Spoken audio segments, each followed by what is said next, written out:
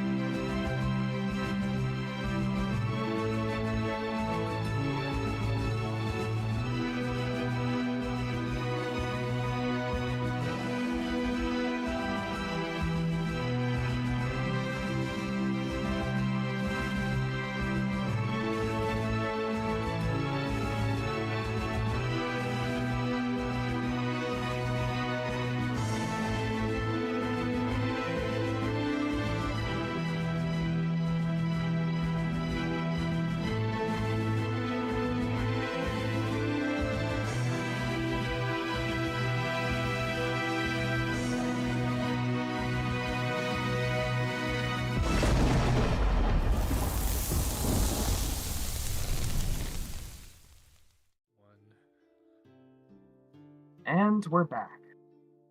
As we return to the Lords of Nightstone, we are in the city of Waterdeep, a city that is familiar to many of you, and a place you are most comfortable, the Flag and Dragon. This is going to be after the events of what occurred in Safine's room, and after breakfast, you guys have returned to the downstairs area, and realize that this is your last opportunity for quite some time, or potentially quite some time, if you are going to Hellgate Keep and then potentially Hell itself, uh, to do any city business. Uh, is there anything that you guys wish to do in the city before we depart? Brand, who doesn't understand money, takes all the items he saw people trading for yesterday for money and throws them in a sack, except one. He misses the shackles. He doesn't understand. He thinks they're normal and wants to keep them. And then Yeah, for sexy else. reasons, of course. Okay, very cool, very cool. We'll do the transaction later if you'll just drop in the bag of holding, sell all but shackles. And I assume everyone is going to take the opportunity to go ahead and get the improved cloaks. Is that correct? Yes. Fantastic. So these are actual items. And Arcanauts, I realize that you have a special cloak as well. Yours was also made from the hide of Immerith, therefore granting you resistance to lightning damage, which is just a swell fucking thing to have. So you and Yuan may both add to your inventory. I believe it is known as the Blue Dragon Scale Cloak. I'll say that again. Ooh. Blue Dragon Scale Cloak. Then, Oh. if you could delete the rings and cloaks that you might already have, and equip that, attune to it, that should give you the +2 to all your saves, as well as +2 to your AC. The rest of you may instead add the Cloak of Greater Protection. This is for Davos, Pandora, and... Oh, Yuan. Sorry, I said Yuan and Ark earlier, but I meant Goldbrand and Ark. My apologies. Or no, Yuan does get the... I see. My math. I got those swapped up. Goldbrand and Ark have the Blue Dragon Scale cloaks already and just need to have the advanced version. The rest of you are getting the Cloak of Greater Protection. I will add that to Davos, so his stuff will be accurate. I imagine you go back to Low Rooms, which I have added to my world building notes as a permanent shop, Logrum's Parlor of the Paranormal. You happily sell off the items. He is almost, he tells you, had to, in a way, have a quick turnaround on some of these to have enough gold to do business today because he bought quite a bit from yesterday, but is happy to buy these as he knows that he can very quickly find buyers for most of them. You go through and purchase the new cloaks, selling off the goods that you do not want. I want to make Is sure there I do any this right. You said Goldbrand gets the blue dragon cloak. I misspoke there. You do not have lightning resistance now, correct? Yes, sir. You do? No, sir, I don't. I was. Oh, okay, sorry. So you get the Cloak of Greater Protection. It's Okay. Arcanox and you that get the Blue Dragon Scale Cloak. Ah, thank you. And as a friendly reminder to everyone, just to delete your rings of protection, your cloaks of protection, those are now liquidated. And make sure you reattune to the new item, whichever that may be. Excellent. As we return to the lovely city of Waterdeep, shithole that it may be in many a way. It seems I did not have a cloak. I only had You a probably ring. had a ring. Yeah. That's fine. It's essentially the same thing. You're still going to sell the ring and get the Cloak of Greater Protection. You could flavor it as a ring, but they're the same stat blocks. So. Actually, I think I did. No, I did make a ring of Greater Protection. So if you would rather have a ring, you're certainly welcome to it. I like the cloak. That works. As you guys are finishing up with shopping, last call for anything there. Oh, I do need to buy something since we're in the magic shop. Sure, absolutely. The spooky magic shop.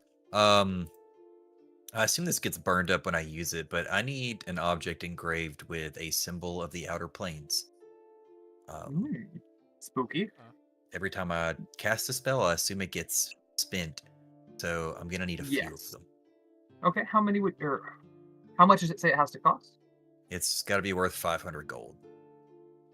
How many are you looking for? Do you guys care if I buy like 5 of them? It's 2,500 gold if I do that. I don't think that's too bad. Okay, cool. So you're getting 5 of them, is that correct? Yeah. He is able to provide you with them. Go ahead and add those to the inventory, but each of them are from different realms. He shows you one that is marked with the symbol of the abyss, the demonic plane. He shows you one that is the demon web pits, which if I'm not mistaken is Lolth's realm. He shows you another that is for Heliopolis, which is where the gods of light reside. One for Jotunheim, and I believe one of the Nine's Rest. It's actually specifically from the second, actually I think the way they're numbered, the 8th level of hell, which is ruled over by Mephistopheles. You do acquire all of these and have them for your spell casting purposes. I'm almost afraid to ask for what, but I'll just be surprised later. Any other purchases? I don't think so. No? Okay. That does it, yeah. How we... I don't know how many healing potions we have. I feel like when I use You've got quite a few. You can look in the bag of holding, go into the potion section. It looks like 9 standard, 7 greater, 1 superior. You also have 10 ales and the amulet of the drunkard, which will turn those into greater healing potions once per day. You got a chunk. Alright, he says. Fantastic. As we continue on, you guys finish up your business and begin to make your way south to the dock ward. Captain Tajin is very happy to lead you. And as you get down there, you do find the Westwind Wyvern. While not a ship in the traditional sense, floating a few feet off of the water, but finishing repairs. The crew seems to be aiding a number of dockhands who are doing this, and you can see the new wood where the mast had been broken off by the storm giant and used as a weapon to pierce the hull of the ship. The hull itself is new. You see on the back end of the ship where it had been attacked, that has also been repaired. It looks a little hodgepodge at the moment, but after a few weeks of weathering, it'll even out. Tajin loads up with his crew, Of course, you know all of these people, but just as a reminder of who is on board, there is Penelope, the Arcanist, Vulcan, who is the spotter, Harvey, Birdman, or no, excuse me, Harvey Birdman is the spotter, Vulcan is one of the gunners, along with Jesse and Khaled, and then also Akira and Kava, who are the Dragonborn from the newly freed that you freed now, going on 8 years ago, who act as the ship's medics. Uh, as they load up, there is a renewed vigor with the crew, as they are jovial at the return of the loss of Penelope and Vulcan. You even notice that nobody has called him Young Volcano since he has come back. He is not treated with that childishness.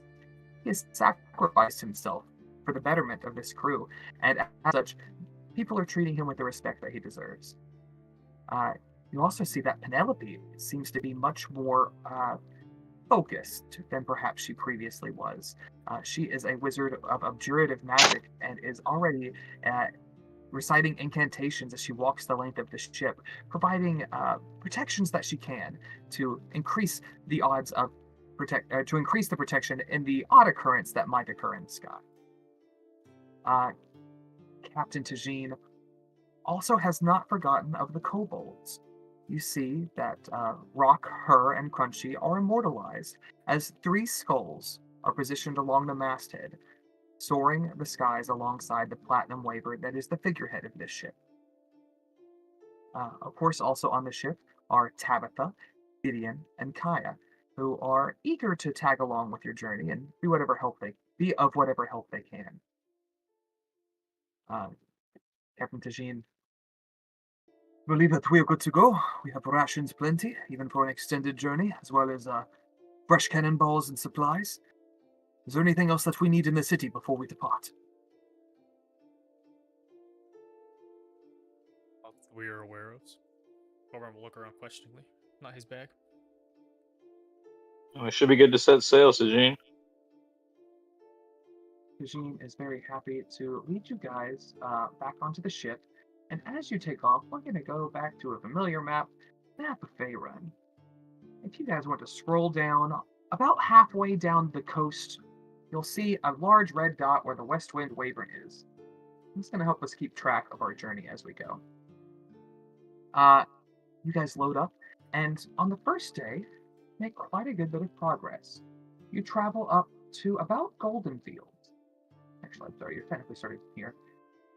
You travel up just beyond Golden Fields. You see the Ardeep Forest and Nightstone in the distance. Golden Fields, the second city that you saved, at least Golbrand and Davos, from utter destruction by the giants. It is an area that is very familiar to all of you and is comfortable, at best.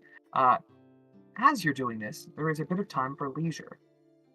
In that regard, you may do several things. You could choose to do prescience. You could choose to scry. You could choose to read some of the books you have. The Binding of the Queen, the Draconic Note with the Mask, the Denizens of the Circle 9, as well as the Book of Vile Darkness, if you so choose. Or you could do something else, if you have something in particular you would like to spend your time doing. Does anyone have any strong feelings on what they want to do? Ark would try to read that dragon book a little bit more. Yeah, Try to get as much knowledge. Try to get as much knowledge on Tiamat as I can. Absolutely. You're going to be rolling this with advantage. Roll an investigation check, if I'm not mistaken.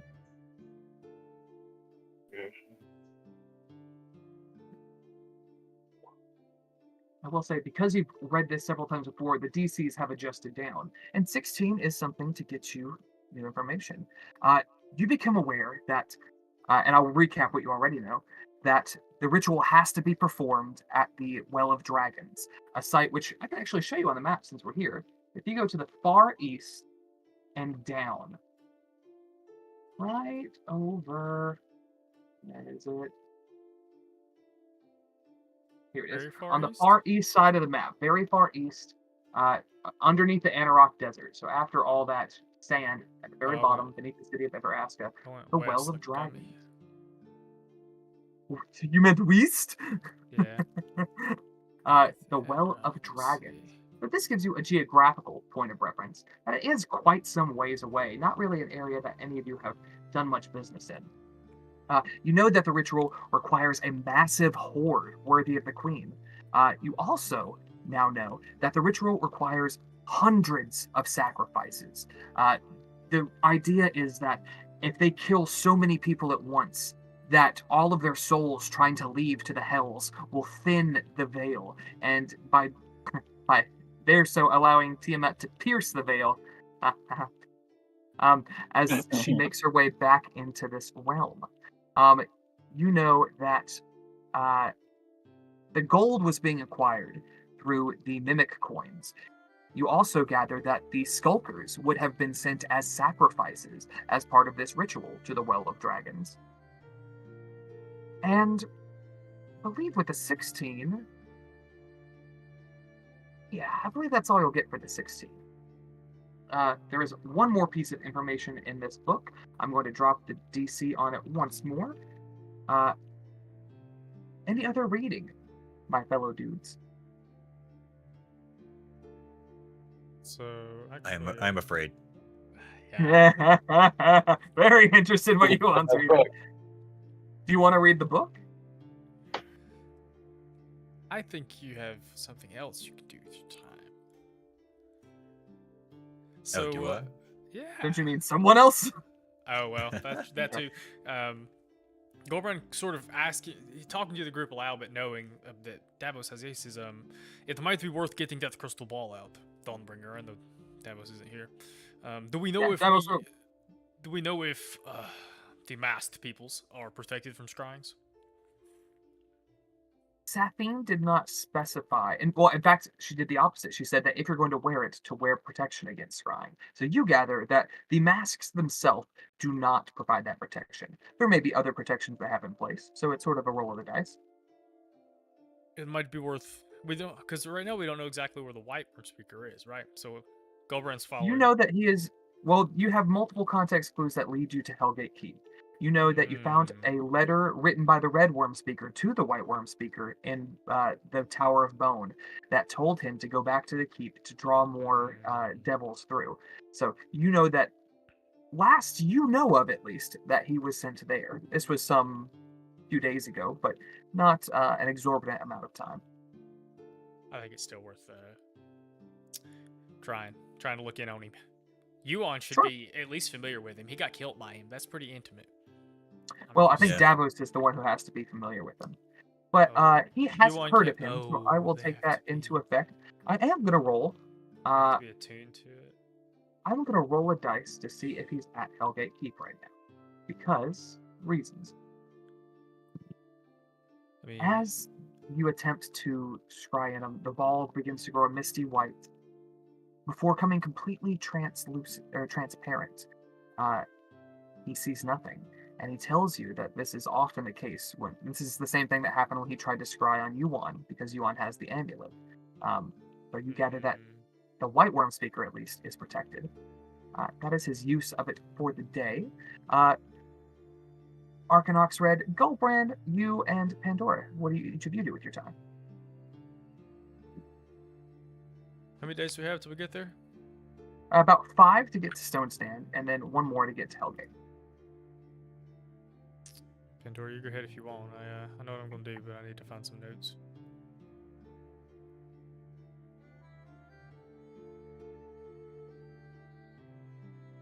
You were muted when you. Okay. Anything to do anymore, like, you know. Yeah. Well, you could try to choose. Go ahead. You could try to choose to learn more about the devils, or try to translate or try to read some of Imerith's scroll. You have been given a translation of sorts by the Akira and Kaba. It's still sort of coded, but you could learn more about your chosen enemies if you wanted to try that, or you could try to do something entirely your own, or you can take a cat nap. Entirely your choice. I mean, I might as well make use of this time, and I could read about some You cut out for a second there. Sorry. Damn what? I could make use of my time and, I guess, read on the devils. Yeah, go ahead and roll an, I believe it's going to be an investigation check. I almost want to boy. say Pandora rolls at disadvantage just because the ADHD I imagine she has, but natural 20 at Wow. girl. Uh, I will tell you, there was only one other relevant fiend to learn about in this book. There would be a point where you could choose to read about other fiends, but the important information you're about to get in spades, it would seem. You'll learn, previously when Davos read this, he learned about the Archduke Zariel, the ruler of the first level of hell, uh, a fallen angel who is tremendously powerful. And put in this position by Asmodeus himself, the Lord of the Hells. You know that under her are 7 dukes, each one of them a celestial that fell and represents the paragon of a cardinal sin. You learn one of these in particular, the Enmity, the Duke of Wrath, wielder of scorn and fury, a fallen angel who absolutely loathes all humanoids, but especially those who are devout. He makes it his personal mission to cause suffering, wishing to break them of their oaths, cause them agony to the point to where they renounce their gods. Uh, he is also, you're going to learn on a natural 20, the one who is tasked with keeping Tiamat at bay and out of the city. Essentially, while Tiamat is in the first level of the 9 hells, this is not a choice either her or the devils have made. She was put there as a place to keep her because they could not kill her. As such, she is this tremendously powerful force that they could never kill, that is wandering and rampaging around the first level of hells. It seems to be Enmity's job to keep her out of the city and sort of corralled in a certain way. So he is in an eternal war with an immortal figure that he could never hope to kill, and therefore seems to have an incredible motive for wanting to get her out of the hells. Uh, Excellent. I think with a nat 20, you'll also learn that the title says wielder of scorn and fury, and it actually describes that these are 2 very particular blades that he uses. You learn that scorn in particular is capable of shattering magical artifacts, and fury is capable of breaking down armor. They are incredibly powerful artifacts that predate humanity. Uh, and as such are rather interesting of note. I believe that's all I'm going to give you on a 20, but I will gladly tell you all that that was the last bit of pertinent info from the denizens of the Circle 9, so that, for all intents and purposes, is completed. Woohoo. Uh, Yuan and Goldbrand. Read a book. Read a book, finds the most prevalent information necessary. Like, never gonna read again. I don't know why this is so difficult for y'all. Mm. Davos, who had the bookmark like right before that section, like that was gonna be the next thing he read. Mm. Davos also, I think, would take a little extra note of the fact that he knows he sent Integrity, the yellow-skinned tiefling, that was a part of his church, to the Shriekwood, and he was not among the deceased there. He was taken, and he now believes it was because he was so devout, and the Duke of Wrath wants to break him. This, I think, provides Davos with a little bit of motivation as to making this personal, but also wanting to free his friend and ally that he put in the position that led to him getting caught. Yeah, sucks Yuan, for him. no, for real though. Yuan, Goldbrand, what do y'all wish to do? I'm gonna read the book just one more time. One more. One more time. Where do you choose to do this? Just one more hit. Because you know your allies might not approve. You also know that the crew may not approve. But this is something that's probably best done in secret. How Yeah. do you choose to I'll conceal this? I'll go find like a quiet bunk nobody's currently hanging out on. Maybe even I don't want to go back into a closet. I feel like that's played out, but I think I'll probably just go to like the smallest bunk that's more of like a private space. See if I can't Yeah, get a little reading you go done. down to what is essentially a small storage space. There are barrels and cannonballs and various things in here, but it is a small space that is not frequented by anyone. Um, you are going to put 8 more hours into this, which, if I'm not mistaken, oh, where is it? Oh, it's on the required reading Oh, page. well, you know, Ba-ba-dee-ba-boo-ba-ba-da. I had you at 11 hours. We're going to go ahead and round that to 20. Do me a favor, roll an investigation check. And I think that puts you at dead. Roll a 13. Okay. 13. So with a 13, you're not going to learn terribly much more. You're making your way through what is really a stomach-turning series of events. Dark rituals recorded that require gruesome sacrifices, torture as components, and it's rather unsettling. With your 13, I need you to roll 2d20. Roll them separately, one and then the other.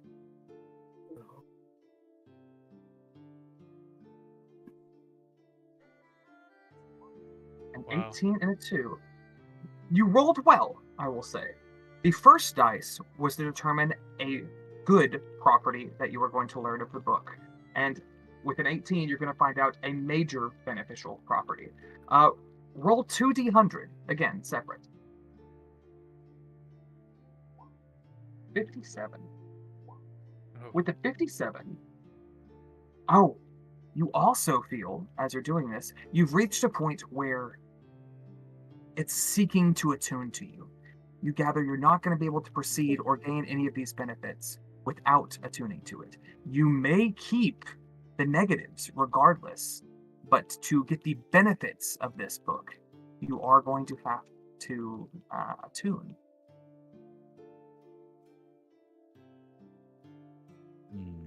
While you're mulling that over, your major beneficial property is that while you're attuned to it, you can use an action to cast one 4th level spell chosen by me. After you cast the spell, roll a d6. If you roll a 6, you can use it again, but on a 1 to 5, you can't use it again until the next dawn. So essentially, you're going to get a free 4th level spell, which I will give to you before, probably over break. Okay. And if I'm not mistaken, that doesn't use a spell slot. So that is a free perk. The minor detriment that you're going to get either way. Do you roll a 2 on the D100? Wow. Yes. That in some circumstances that would be tremendous. However, the minor detriment I think is actually a major detriment. While attuned to the artifact, you have disadvantage on saving throws against spells, ooh. which does seem way more than a minor detriment, but that is now permanent. That is, even if you choose to not attune to it, you're going to have that issue. So you're going to have disadvantage on spells no matter what. You might as well get the free 4th level spell out of it. Yeah, but if I attune to it, I have to drop something.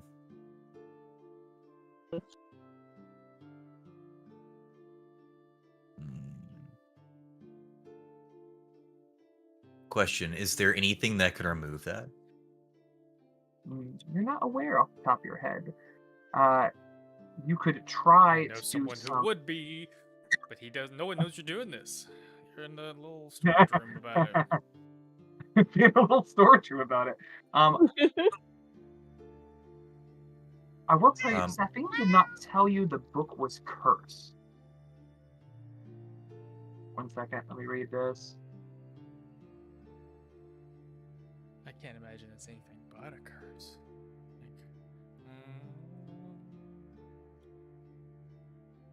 You do not know off the top of your head. You can roll an Arcana check. It's going to be kind of high, but... I mean, what are my rolls? Oh, well, I roll pretty good, actually. Oh, you needed a 25, too. I thought your Arcana was higher than... Interesting. So, you know that as long as the book is a part of you, on your person, you're going to carry that detrimental effect. There is not a way to remove it while you have the book. The benefit is only available while you are attuned to it. Okay. I also know enough information about the book to know that the book will disappear if I do a good deed. That is correct. I think I need a little bit of time to think about whether or not I want to attune to it, but I don't. Okay. You are at the 20-hour mark in the book. Mark that for your own personal records. Um, and we have one more thing. I'm sorry.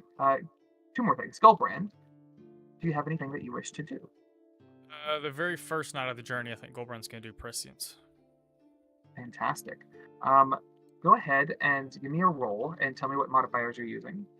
Okay, he's gonna take 4 hits, um, which 4 hits. is first night. So I roll with advantage. I get a +4. I have -3 to initiative and 1 level of exhaustion. Okay. Before we proceed with that roll, is there anything in particular you're looking for? Or are you just looking for anything that So, might be on the path? hmm, hmm. I had something in mind to search for, but that's an interesting. If he's reasonably certain it's not going to end, because he has never seen a break in it before. You have been, I will say, between you and the Starkeep teachings that you have been giving to all of the Starkeepers of the Uthgard, you know that there is no bottleneck like there was on the Promise Day, for example. Yeah, I think he wants to look for the green worm speaker. His kind of thought process is, they don't know anything about him, and The they don't green? know. I'm sorry, the white. I may have said green on White. accident. The white, just because Sure. they're not entirely certain where he is. Goldbrand wants to know what happens if he's removed. Goldbrand wants to know how important he is. Like if they get there and he sends them packing, is that catastrophic? That's the kind of thing going through Goldbrand's mind. Like how important is how not integral. Yeah. That's not, you see what I'm trying Uh, to get? Goldbrand's sitting here no, I like, totally get you. how Roll the important? check. I think is that a wisdom check? A survival Insight, check? I I forget. believe. Insight. Yes, to determine the roll of the stars. 24. You watch as Goldbrand, late one night, late on the first night, takes his position, leans against the mast, takes a large whiff of bloodweed, and stares down into the polished obsidian plate that he wears around his neck. You see as, in a matter of 15-20 minutes, he begins to froth at the mouth and his eyes roll on the back of the head as he begins to be blessed, in a way, with these visions. Goldbrand, a 24 is very nice. You're going to see a couple of things here.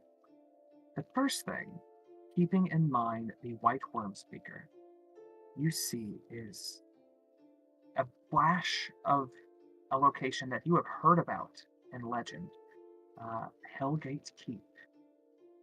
A scar on the landscape, a large void before it, and before this enormous chasm, on the very precipice of it, is a darkened keep positioned under a heavy rock outcropping, the outcropping itself seems to have sunken eyes, as if it were a skull hanging over this place.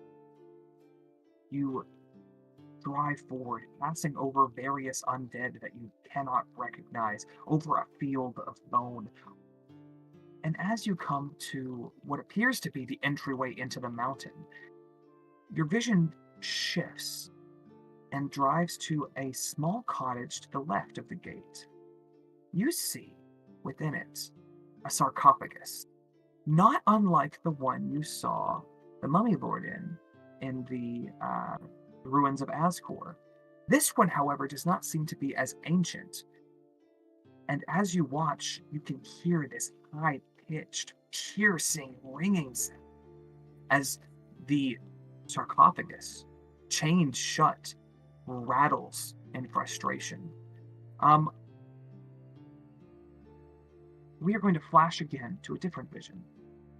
You pivot deeper into this place, going deeper and deeper and deeper into the mountain beneath it, until you come across a vast chamber, one that seems to span well over 100 feet. And you see the gate for which this place bears its name. Large stone doors with intricate writing and runes on them, infernal, celestial, and many others that you could never recognize. Flames literally searing around the edges of this. And lying at its entry point, a golden dragon, dead, limp upon the coins that was once its hoard. I think you're going to get one more of these that is unrelated. Your eyes flash to a location you've never seen. A grand graveyard of sorts. The corpses of many dragons litter this place. And you, yeah, I'll say you begin to understand that this is the Well of Dragons. A place where dragons used to go to die, and now the only ones who dare venture here are those who wish for immortality, to ascend to Draco riches. But you see no living dragons here. But you see devils and demons and dragonborn and all manner of dark forces that seem to be gathering at this place, preparing to protect it for the ritual. As the vision fades, you come to Gideon at your side, having positioned a small pillow beneath your head so you will not damage yourself too much with your convulsions. And as you rise up, he has a similar concoction that you gave him some few days ago that he hands to you. Goldbrand takes deep breaths of it because that's what that shit's for. Goldbrand will relay all of that the best he can. Gideon recoils a bit like, oh, I drank some of it. Noted for next time. Yeah, I mean, because it bubbles. It's like a Vicks vapor rub I compared it to last time. But Goldbrand, having done this several times before, is just going to take his deep breaths, and he'll relay this to the party, wipe the snot off his face, relay everything best he can to everyone there. If not, he'll do so at his earliest convenience. It is the middle of the night. It's actually the wee hours of the morning at this point. I would say pre-dawn, but you gather somewhere in the neighborhood of 4 a.m. But you relay all this to the party the next morning. All right. So I think...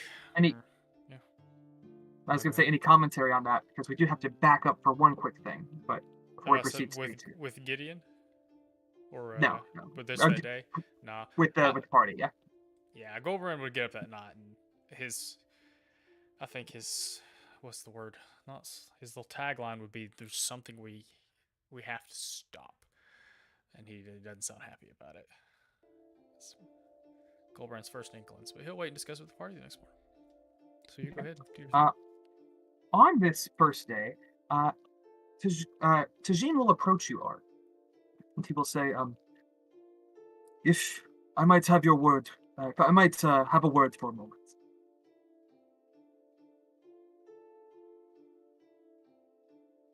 Arcanox.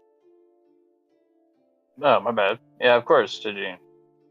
What trouble is you? Our foe is one who is ancient and more powerful than I originally realized. I believe that I have something that might be of assistance to you. An ancient technique that has been passed down to the champions of Bahamut. This is normally something that we are sworn to keep. However, given your unique situation, that there are no ancient champions of Sardior to learn this from, I believe it is my duty to teach you what I can. I'll take all the help I can, Tajin. We face a mighty foe. He begins to fly up, and you join him, and he flies some 100 feet or so away from the ship itself. He says, this will take time to master. It can be difficult to learn, but it's also incredibly dangerous. With the threat of Erebus and the Cult of the Dragon, I think that risk is too great to allow me to be the only one carrying it. As he flies away, he's telling you that there have been those who have attempted to learn this and destroyed ships, temples. Indeed, entire city districts have been burned to the ground because of their inability to master them. Mechanically, I will tell you that every day you will have the opportunity to do some training with Tajin. 3 opportunities each day. Each technique, of which there are 3, will require 3 successes. And you gather that on a failure, it's not going to be a comfortable situation. Tajin will say, the first technique, You must understand that your breath weapon, the breath weapon that all Dragonborn carry, is a symbol of our incredible lineage. A powerful skill that is our birthright as Dragonkin. And he will demonstrate his breath weapon in a 30-foot line. He breathes out this plume of flame that you can tell is also blessed with the same dragon fire that you are. But I must make it clear that the power from Dragonfire comes not only from the strength of your core, but the strength of your entire being. And by drawing on power from every limb, you can increase the intensity, the range, the effectiveness of your breath weapon. He assumes a stance before swinging his arms in a circle and drawing them tight to his core as he exudes a blast of flame that is, instead of 30 foot by 5, 60 foot by 10. This beam of multicolored dragonfire that sears through the air. This is the power of aggression, the art of draconic ferocity. Arcanox, as you attempt this, I'm going to need you to make a strength saving throw. Saving throw. Indeed. Fantastic. Strong start. You draw in, you tighten every muscle and draw it into your core and blast out this incredible array of dragonfire. As this energy surges through you, it is unlike anything you've ever felt. And when you're done, it almost makes you feel lightheaded. This is a incredibly powerful skill. Even though you have passed, you are still going to take 19 points of damage. Just the sheer intensity of this is toil on your body. Tajin is impressed. He goes, that is rather impressive for your first attempt. But you need to be able to master this in all of your elements. Try it again, but with your lightning breath. Roll another strength saving throw. Say when Arcanox does this, it momentarily takes him back to his first fight with Emerith in the desert. Yeah. 23 is exactly the save you needed to meet. Ooh, as you go again, this beam of lightning, instead of coming out in the line, you try to expand it, broaden it. And instead of the 15-foot cone that you do, a 30-foot cone in front of you is dazzled with this multicolor lightning that dances across the sky and seems to even make the rest of the world go darker for a moment as you exude your strength and presence on this. Take another 19 points of damage. Tajin will go, incredible. I've known that you are a capable warrior, but this is beyond my expectations. You have one more breath weapon. Try this again with poison. Poison. 15. You draw in from your core, and poison, which I think is the least utilized of your arsenal of breath weapons. As you try to exude it out, it almost chokes you. This vast quantity of this caustic gas that exudes forth overwhelms you, and you take 38 points of damage. Yikes. You almost choke up for a bit and sort of falter mid-air. But Tajin grabs you by the forearm and gives you a moment to steady yourself. He goes, you have made incredible progress. You should rest, and we'll try again tomorrow. As you two fly back to the ship. We proceed to the second day of travel. On this day, we approach the High Forest. Silver spends all day sleeping. That's okay. As we approach the forest, you see a few familiar locations in the distance. To the southeast, you see the looming Shriekwood, its dense canopy, making it stand out even among the ancient woods that it is bordering. You also see Shadowtop Cathedral, an ancient temple to Sylvanas, which Goldbrand and Davos have been to. Recently, we discussed Is to talk where we to met Turlang? Turlang, yeah. Turlang and Thara, as well as W, the most important member of that situation. Um, You'll have to explain that to the other three. yeah, Davos he'll go through and he'll tell you, it took us 4 days to cut our way through the forest, climbing rough, jagged cliffs, making our way to this ancient temple long forgotten by elves and man alike. As we came to this place that was no longer a temple to nature, but in fact nature itself. The centerpiece, this enormous tree that leaned down and spoke to us. Turlang, the Treant, a incredibly powerful ally that aided us at the Battle of Bane. We had come seeking Argalas, one that had bestowed life to a tree in Golden Fields known as Lipperlas. A crazy old Lipperlas who is also at the Battle of Bane and smacking shit around with his trunk. I want to be very clear. Where Turlang is a treant with arms and legs, Lipperlas is just a tree that can walk around with its roots. He's just crazy old dude. We were able to make a powerful ally in Thara, who is able to gather a moot of treants to help us defend Nightstone and eventually march on Secumber. Excellent. Gives you a little lore dump on that. Yeah, sorry, I was referencing W. Bush. W. They wouldn't. Oh, yeah. There's also this crazy little fucking bush named W that just was real weird like, and only Goldbrand and Thara could really understand him because he just talks so funny. But yeah, and that's the story of W. Bush. God. Yeah, an awakened bush named W. W. Oh my god. Um, Thanks, I hate it. one of the stupidest NPCs I've ever thrown together, and I loved it so much. I think it was the only episode he's featured in too. I don't think he's ever came back. It's true, and Brandon put it together immediately. He was like, Yeah. the second you said it, he was like,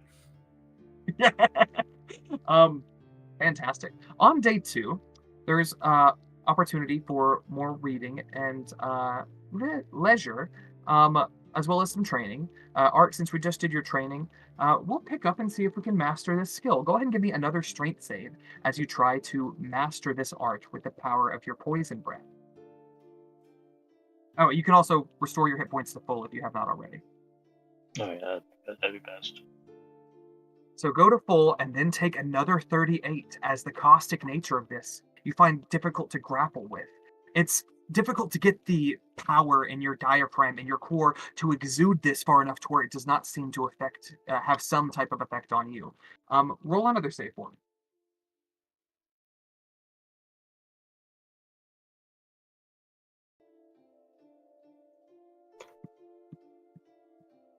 Unfortunately, not quite enough. Take another 38 points of damage and try for your third and final time for the day.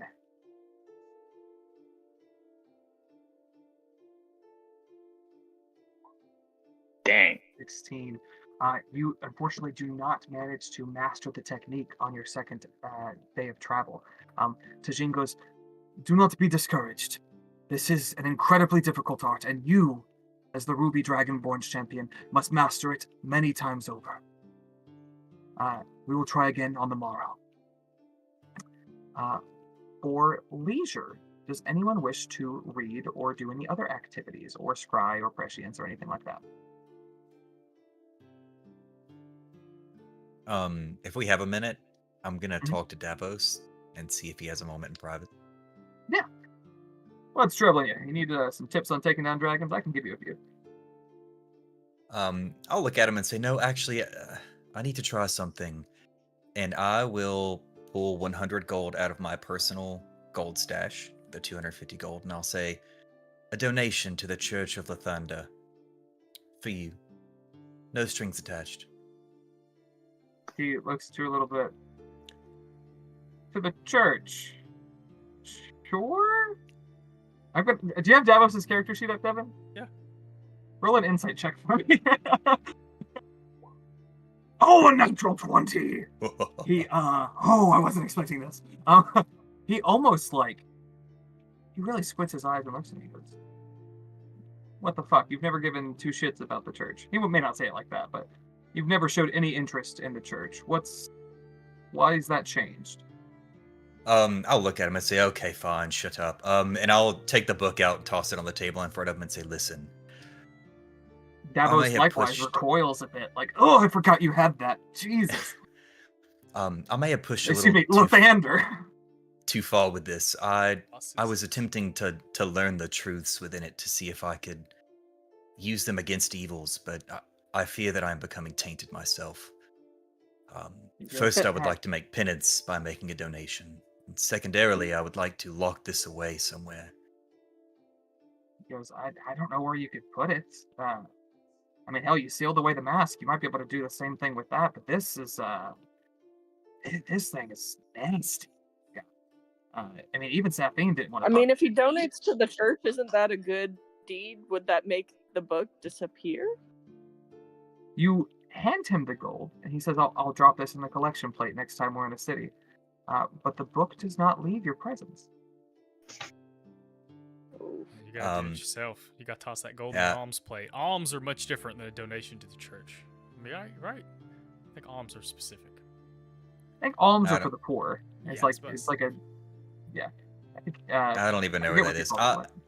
I'll pace around for a Sure. second and I'll say, fine, I guess I'll do it myself. And I'll cast Demi No, I've got your gold now. It's mine. I'll cast Demiplane to open a door to a second interdimensional space, not connected to the first one in any way, shape, or form. Sure. And I'll toss the book in there. Fantastic. This man's Doctor Strange this campaign. Yeah. I mean, certainly can't hurt. Excellent. You make your way to out of this room, I imagine. We're going to come back to you in a moment. Or I'm sorry, did you have anything you wanted to do for your downtime? Me? No. I'm just going to try to rest. Fantastic. Outside of trying to get rid of this stupid book now. Yeah. I like to think excellent. after Goldbrand recover. Oh well, that's the next day. Right. Goldbrand. We're not there yet. Do you have anything that you wish to do today, or are you just spending the whole day resting to get over your exhaustion? I was about to say this is the day I'm exhausted. I don't know. I think it was very Goliath of him because I think he gets drunk like that evening. Gonna sleep off the alcohol and the rest of the exhaustion all at once. But he's gonna badger Pandora into drinking with him because she's been in a little bit of stupor since the Skullport thing. So essentially, he gets trashed with her as like a bro thing. Yeah. Why don't each of you roll Constitution? Each of you roll a Constitution save for me, just for shits and gigs. I'm scared. Constitution. Yeah. 23. Goldbrand. Oh, hold on. Is that a disadvantage? Is that with the? I was rolling again anyway, just in case. Oh yeah, you are thoroughly fucked. I don't think the first one is disadvantage on saves. I think it's just ability checks for the first point of exhaustion. Could be mistaken, but Goldbrand, she drinks you under the table. Like, it's funny. Pandora is not known to be a light drinker, nor are you, for that record. But she just has no problem going round after round after round. Even the crew, like Jesse the gunner, who's the dwarf, and then we'll say Harvey also joins you guys. Harvey Birdman, attorney at law, not attorney at law. Seer? What's he called? Fuck, whatever he is, at law. You all have a very nice evening of just drinking, and it's a moment of revelry. Even Vulcan and Penelope have a few rounds to celebrate and thank you for their resurrection. And it's a lovely evening. Morale is high. If we had a little indicator for morale. Over 50%? Over 50%. Or is it like, is 0 the middle, or is 50? Sorry, go ahead. Good point. All right, we are done, I believe, with everybody for the day. Yuan, as you go to rest that evening, you feel worn. You feel tired. Your body you've begun to develop crow's feet. Your skin is becoming a little thinner, a little more sallow, which with your blue shade is creating an uncomfortable hue. It looks like as if your entire face is bruised or it's asphyxiated, if you will. You look like shit. You do indeed look like shit. And as you toss and turn, unable to find rest, you roll over to look at the port window. And positioned in the window is the Book of Vile Darkness. Yuan, I need you to roll a charisma saving throw for me. There's a low chance. There's a high chance. Yuan, you black out. Nice. And we go to the next day. Blackout in the sewers. As Yeah. we, do me a favor. Sorry. Update your hours to the book to 28. Ooh. Okay. I also need you to do me a favor and roll a d8. Excuse me, a d12. I will tell you, this can go very poorly. Let me Don't fix roll this a D 1. a D12. Yeah. Don't roll a 1 or a 12, for that matter. Okay. Right in the middle. 1 or a 12 is terrifying. Yeah. The next morning, you all awaken.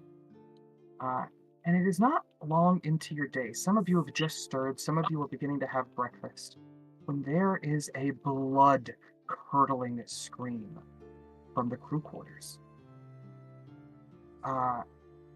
You all rush to find in a storage closet off to the side the limp body of Kava, the dragonborn paladin, who was once a member of the newly freed. Her partner, Akira, hunched over her, holding her body. You see blood pouring, or that has dried now, but seeping from her nose, her ears, her eyes wide and bloodshot. And Akira is Well, damn. crying. She's her hand is shaking, and you watch as she casts a revivify, and it does not take root. You see as she Ooh. tries again and again and again with every spell slot she has, and is not able to bring her partner back. Oh.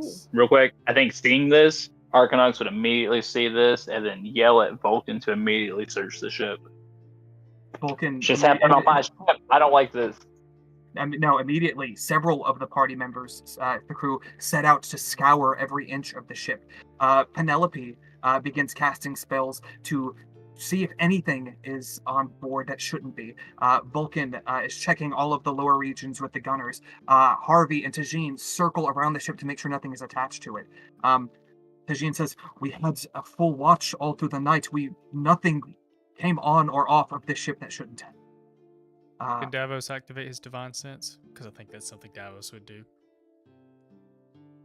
Let me pull it up real quick. Or you drop it in chat if you can. Working on it. It's a feature, right?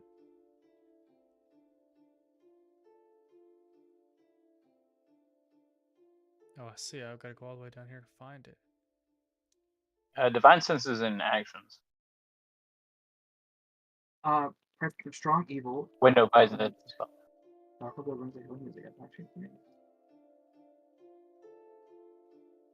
I think something he would do. Celestial Fiend or Undead. You gives off a faint ping for Undead. Oh. Roll an insight check for me. I think that kind of checks out regardless. 32. And I mean, They yeah, have he's conversation. been dead like 3 times. Tabitha the also only gives one off. that- Oh, go ahead. Sorry, Tabitha also gives off a faint aura of celestial. On a natural 20, Davos picks up on the subtle differences that Yuan is a little more undead than normal. He will perhaps Sorry, prize. that's a great phrase. I mean, he's also the only one that had. He's the only mostly conversation- undead. Yeah, he's the only one that had a Mostly. conversation with you on yesterday. Davos will relay this to, I think, Golbrand being his oldest ally among the ship. He will relay it to you personally, through the ring perhaps, and a message, but it's like, you looking particularly squirrely to you lately? Whoever will give him a pointed look, he won't try to respond through the ring. For context, Colbrand agrees. But he agrees. Doesn't say anything. You He's give going to us- participate. Go ahead. Sorry, you give a subtle, like, a look that Davos picks up that, like, okay, I'm not just imagining it. Colbrand does want to participate in the search. Because I think that's what he would do. But he's going to file that away for later. Fantastic. This day is one that is fraught with anxiety. Not much leisure is going to take place here. Everyone is a little on edge. Tajin has the entire crew interrogated. None of them, under Zone of Truth, are seen or can provide any information to what happened. Akira will say that Kava and her went to bed in their bunks, and that when she woke up, she was gone.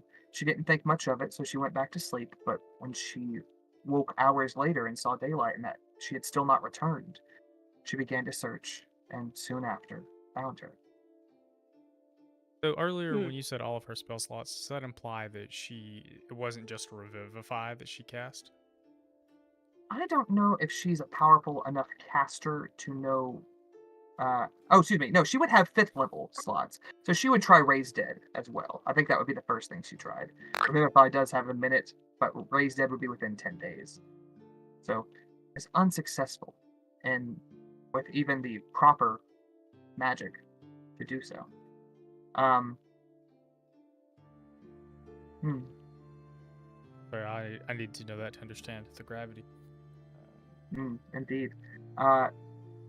Tajin will approach you, Archinox, and goes, I know that these circumstances are unsettling at best, but we have a very short window to try to accomplish your training. I would like for you to be completed before we get to Hellgate Keep. Let us try again. He's going to give you a few pointers, and because this is the 3rd day that you've had to try this particular one, you're going to make this check with advantage. Make another strength saving throw for me. With advantage. With advantage. There we go. Attaboy. There it is. You, maybe it is the dread that is gnawing at you. Maybe it is the suspicion and the anxiety of trying to figure out how this could happen under your watch on your ship.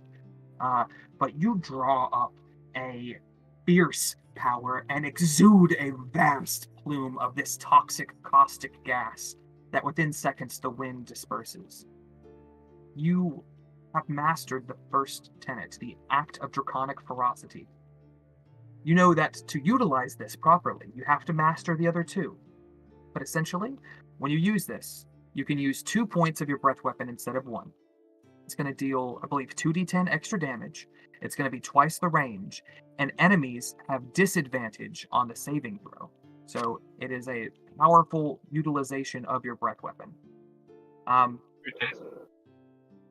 completing this on the first go-round, Tajin will say, you have done well.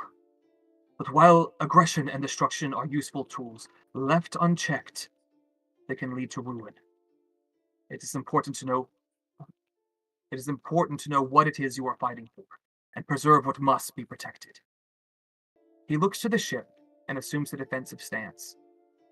And a moment later, as if picking up on his cue, a thundering boom echoes out as the Wyvern fires a cannonball from the port bow, which you very quickly realize is not aiming at him, but at you. Before you can really react, Tajin's hand ignites in his dragonfire as he streaks 20-some-odd feet to stand before you and braces himself as the cannonball makes contact. He is pushed several feet back and nearly collides with you, but his wings open up wider to catch the wind and he steadies himself. And he turns to you with the smoking cannonball still within his grip. You see that his stomach has been injured, his hands scorched a bit, and he goes, "This is the might of protection, art of the draconic bulwark." He then holds out his hands and separates them as the cannonball has been perfectly fractured into 2 halves. He throws these to the ground and tells you to take the stance. I need you to make a Constitution saving throw. Also, if you're not already hit points at full. Yeah.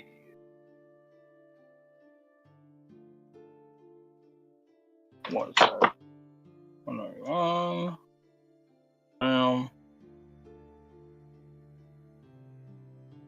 Okay. 30. Attaboy. With a 30, you the first cannonball rushes toward. You realize not you. It's Tajin again. So you have to dart over and catch it, and you grapple it with such a way that you almost feel like you could throw it back. Perhaps not make it to the ship, but relaunch the projectile. It is a redirection of energy that is impressive. You are still going to take 22 points of bludgeoning damage as your hands have taken, your joints, your elbows, your shoulder has taken a brunt of this impact to prevent this blow. He says, excellent work. Once more, roll another con save for me. Dang. 15 does not do it. He's Although working. with a 30 on your last check, I think I'm going to allow you to make this one at advantage. Roll once more. 25 Okay. does pass. The second cannonball comes streaking towards you, and you are able to catch it. And again, feel you're instead of severing it in half like Tajin did, you crush this cannonball within your grip. An impressive feat of strength. Tajin says, all right, take another 22 for me. Says, you are learning well.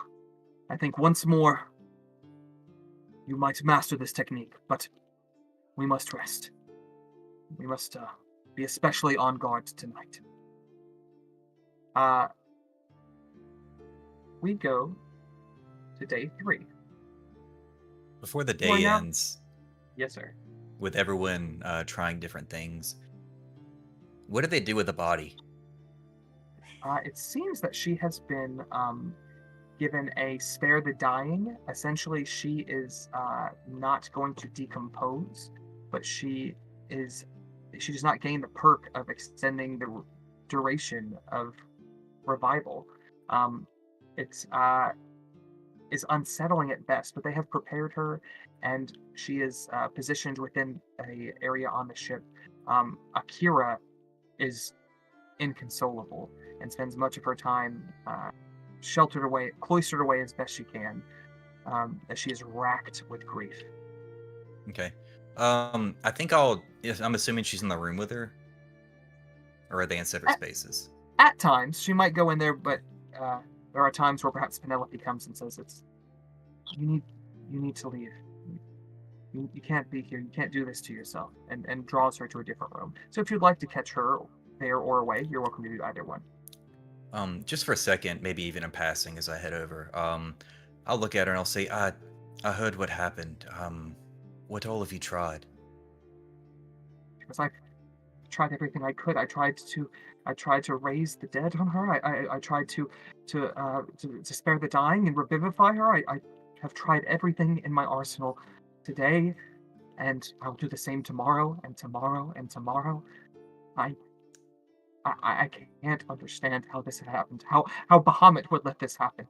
How the goddess of mercy and justice that we have so powerfully served can allow this to happen.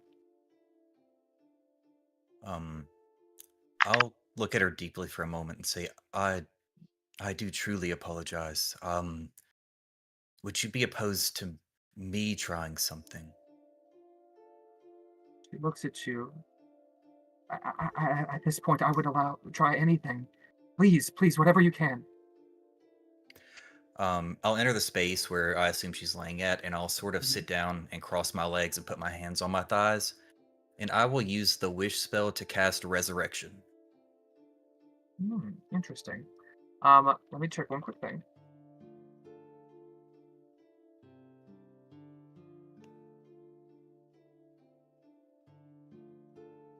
And I think I misspoke. Spare the Dying is not the spell that I meant earlier. Devin, do you know what I'm Gentle thinking? Repose, I think. Gentle Repose. Thank you. Yes, sir. 10 out of Bravo. 10, Ben. Look Yeah. at you being a paladin. 10 out of 10. Mhm. Oh, I actually learned that one with Driggs. So It means Goldberg. can- Protected from decay and undead. Yes, that's the one I was thinking of. Thank you. Resurrection 5e. 2014. Oh, so I'm going to Gotta roll specify. 25 Legacy.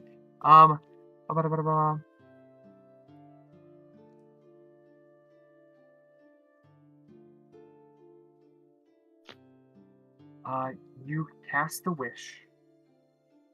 How do you, and I meant to ask this yesterday, you're going to get the result of resurrection, but how do you ask for it? Like, what is going through your mind as you're doing this? Because mechanically, your character might not know, spell resurrection. Resurrection. The big one. I think the way that I would actually look at it would be more like, I understand that I even understand I'm starting to look haggard. I understand that I've opened a can of worms I may not understand. And I also understand that I blacked out last night, and when I woke up, someone was dead that could not be brought back by any conventional means of a standard revivify spell. So it's more like a deep sort of yearning penance in my soul of trying to dig down and think of anything that I could imagine that would be stronger than a standard spell, like a paladin or a cleric might be able to cast, that might truly bring someone back from the dead that has been dead for any period of time. And so I think in my mind, I would just sort of race and I would dig through the arcane and I would pick and I would prod and I would just think to myself, if I could just resurrect her beyond a standard healing spell.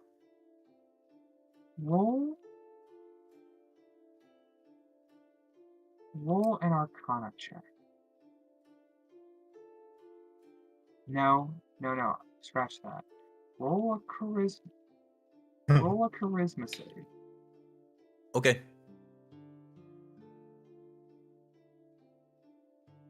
As You on you over here having a are- classic dirge moment. it's was funny. I thinking thought of the that when I exact was same prepping thing. this session. You are racking your brain trying to find out what you can do, and while you don't feel the true temptation of it, you can't help but dismiss the thought that the book could bring her back. Ooh. You cast your wish. You use the second most powerful resurrection spell that exists. And it does nothing. Oof. You gather, it's as if there's no soul to bring back. Damn.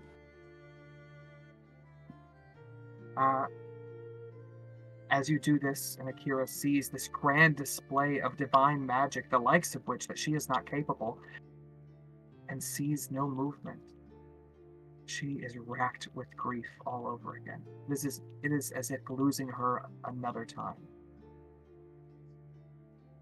I'll look at her and I'll say, "Don't be disheartened. There are other things we can try. There's certainly a way to bring her back. We just have to figure it out."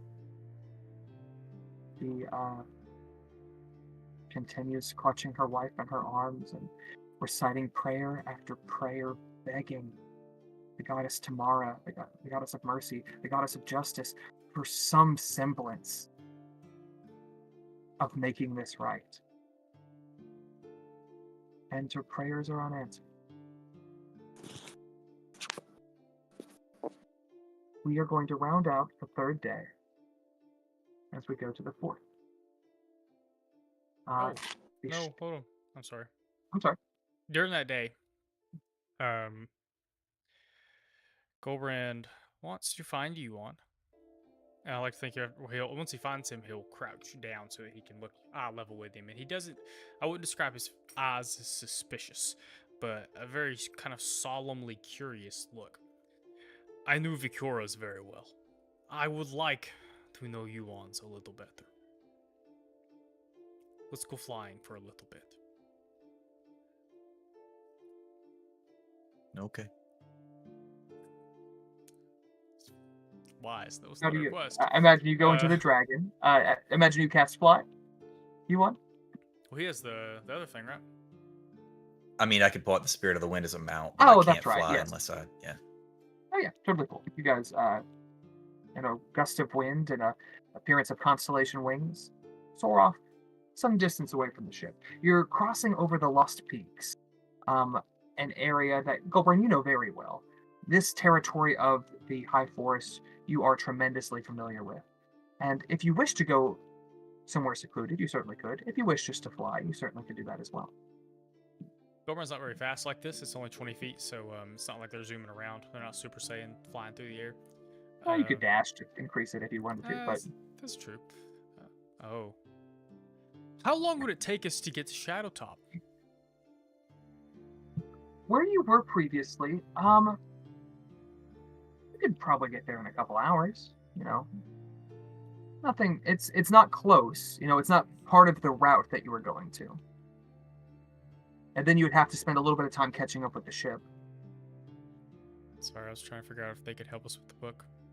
There's not really a good deed, quote unquote, to be done there. Goldbrand will You fly would up. also gather if Safine and her incredible magical prowess as an ancient dragon you do not know if Turlang would be of much, would not be able to, if he would be able to provide anything that she would lack. Not saying that other entities might not know about this, but as far as magically proficient creatures on this continent, Safine is in the upper percent for sure.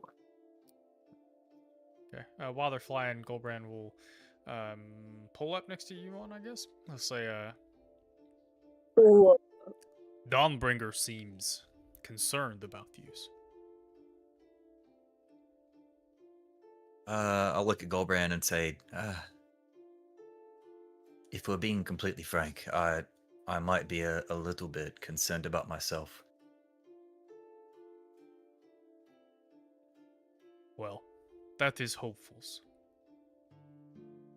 Do you know what happened to, not Kava, or yes, Kava? Kava, yes. Kava Yeah. was the one that died. Do you know what happens to Kava?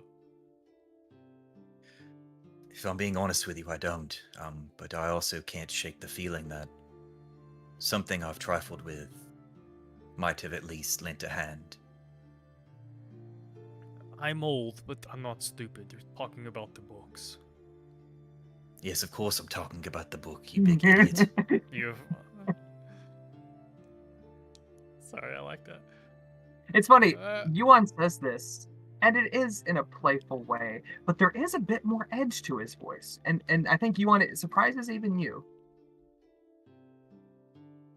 Have you tried to get rid of it? Devin doesn't have, but Goldbrand does. Yeah. Well, I tried locking it away, and it came back to me. I tried doing a good deed, at least what I thought was one. It stuck around. I even tried. I'm not certain that I'm responsible for what happened, but I even tried using a high-level spell to bring her back, and it failed. So.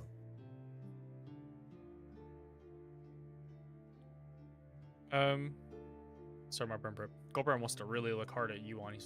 You did not kill Kavas. Of course, he wants to insight check whatever he's gonna say. Like that's just a given. Do me a favor, Yuan, roll a d20. Goldbrand, roll an insight. 22. Just a flat d20? A flat d20. I didn't look at one thing.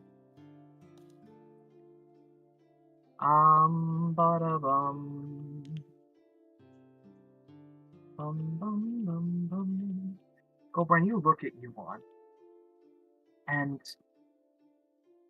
you gather he is telling the truth. He does not know what happened, but he is not certain that he wasn't responsible.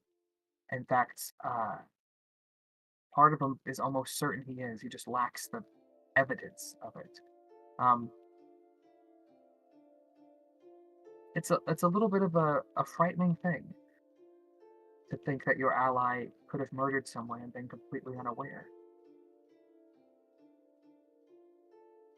What worries me is that you said you locked it away, so just making you give me the book will not be beneficial. Sorry, my brain's chewing through several things. I'd like Not to think unless they you're would- somehow more powerful than an extra-dimensional space. Doubt it. I could try to cut it up with the scythe. Maybe that send it to ways, make it 3 forms. I doubt this. I have doubts. They would start heading back, and forgot who he was going to tell you on the way back. You forgot what he was going to tell you? Yeah, I forgot what I was going to say as they were Okay. making their way back.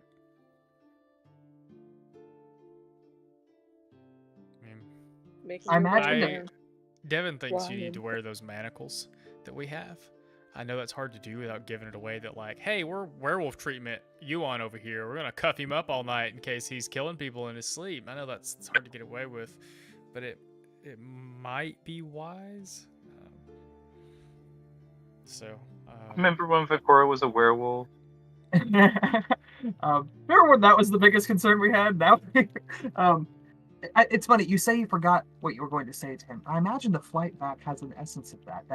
There's some uncomfortable silence as you're both mulling over what this means and trying to grapple what is the safe call. I think that the extra-dimensional shackle makes sense, and I think that Goldbrand would feel more comfortable with that, and so would many. Any of the party who are even slightly aware of the situation, Davos certainly would. But as you come back, you find that Tabitha is on the upper deck. And as she sees you approach, she heads toward the railing to meet you as you arrive. She sort of gives Goldbrand a look that she'd like to have you onto herself for a little while.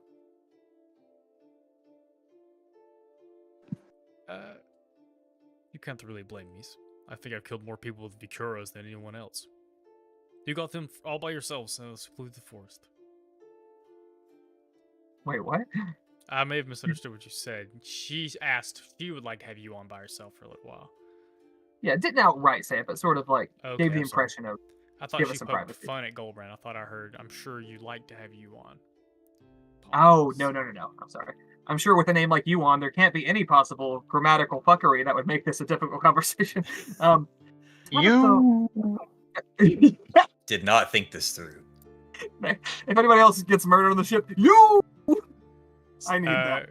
Goldbrand does Honestly. want to. He's not gonna say anything, but he's gonna look at Tabitha as he walks away, and almost like, kind of like, almost cautious, like trying to impress upon her to be cautious as he's walking away. I will have Tabitha roll an insight check. I gotta say, this flight over there is much more interesting than I thought it was gonna be. There is only a 10% chance of this happening.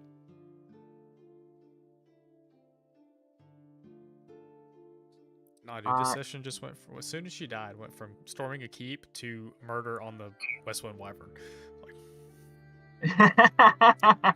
Love that reference, by the way. 20. I'd say she picks up on your implication.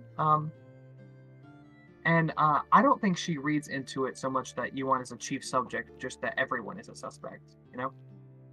So, Goldborn wanders off, and she looks to you and she goes, here to meet me up on the crow's nest? And as her eyes go black, two stark spectral wings arise from her back, a halo of darkness above her head, and you even see where her arm would be, a shadowy limb. It appears when she assumes this form that she can utilize both arms, but she flies up to the top of the crow's nest. It is unoccupied at the moment, and you two are in a rather small area, no more than about 3 feet across, close quarters, to say the least. And she'll say, everyone's pretty shaken up about what happened, myself included. I was almost a little worried that when you and Goldbrand went off that he was going to take care of you or something, you know. He might be the one who That took thing care I of Kala. forgot was the threats. Thank you. Thank you for that gift, Barb. I need a little bit of lightness. She's like, Goldbrand, do you think he's all right?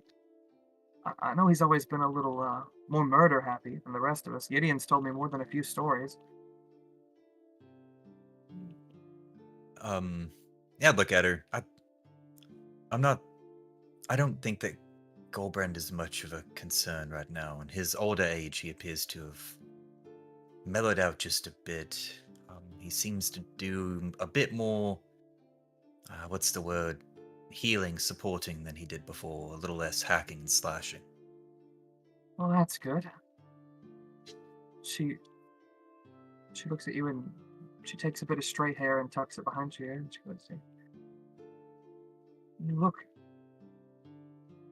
almost look a little ill. This has you worried sick too, doesn't it? I'll look at her and say, this isn't the first time you've seen me like this, I don't think. But I'm not certain that Worry over her death is the only concern we have right now. You're right, of course. We've got to figure out who did this and why. Baba was such a good soul. She's mended everybody up on this ship dozens of times. When her and Akira joined the crew, it filled a void that they needed. Somebody to be able to mend them from their battles and keep them on 2 feet. I can't imagine why anyone would, how? And her voice sort of catches in her throat as she's struggling with this. She'll ask, is there anyone you suspect? I'll look her squarely in the eye and I'll say, I'm going to level with you for a moment. I've been tinkering with things. The intent was good. I thought that I could learn more about what we're dealing with, our enemy, how to stop them. But I'm not certain what's beginning to happen. I blacked out last night, and when I came to, she was dead. And I can't say for certain if I did or did not do it, but I have this hot stone in my stomach. I can't seem to shake. As she looks at you, her eyes grow a little wider and her jaw tenses a bit. You blacked out. Oh, gods, I mean, what are you tinkering with? I guess I'll show her the book. As you pull it out from your cloak, her wings draw out a bit, and she is almost as if by force repulsed from this. She is now flying just a few feet off of the crow's nest and looks down at it and goes, What? Why do you have that? Where did you get that thing? We found it in the tower, in the Shriekwood. The tower of the thing that killed you? The tower of the thing that let this happen to me? You have to understand, I thought it would have information, ways to prevent things like this from ever happening again. You have no idea what this is, how it works, who wrote it, what its intended use is.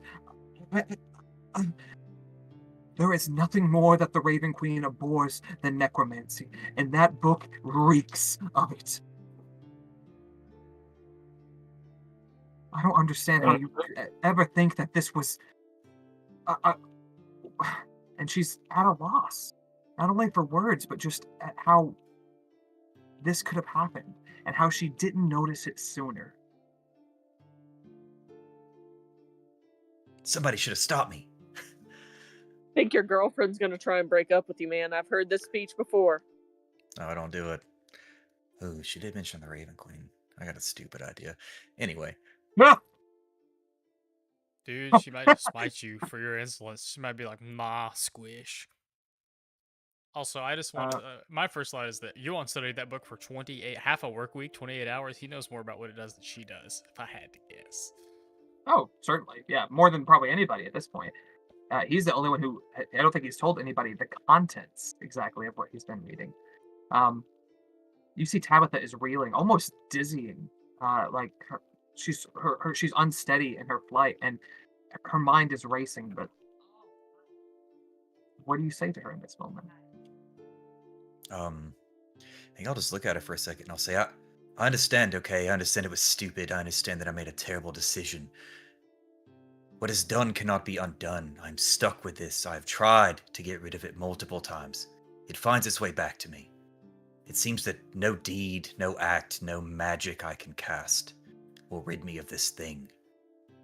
I need something stronger than me or answers.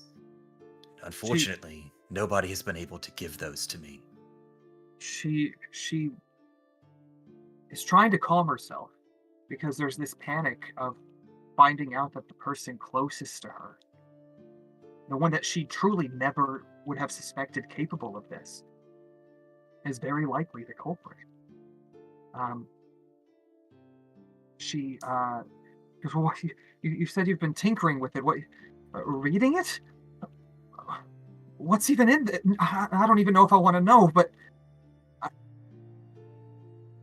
It's it's mostly full of vileness and disgust, rituals, gore, things that I do not wish for anyone else to see.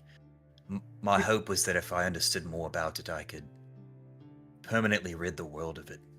But I think that instead it's, well, what's the word I'm looking for? I was foolhardy in thinking that I was more powerful than something of this ancient and powerful nature.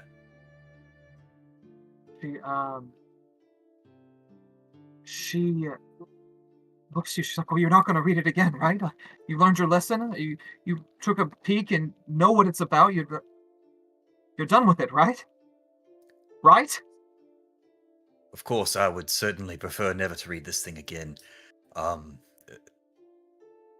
I will not willingly read it again, I can tell you that. What does that? What does that mean? I don't know what happened last night. I woke up and I felt that I had an even greater understanding of the book than when I went to sleep. I don't know what that means. You you hear a voice in your head, as you often does. Uh, a very soft voice, a very familiar voice. I can't say I know what it is, but I must say that I feel further from you. You hear the spirit of your father. I I don't feel any further from him. I don't understand what you could be referring to. Uh, make an Arcana check for me. Beat a 15? Yeah, too hard. Don't put that pressure on the dice that I'm about to roll. No, I got it. Rolled a 9. Yeah, there we go. Attaboy. You you're kind of at a loss. For why Florence in particular would feel a little more distant from you. A number of possibilities flow through your head. Is this book drawing her from me? Is she repulsed by it? Is something else happening? Like your brain's racing with possibilities, but not finding any answers.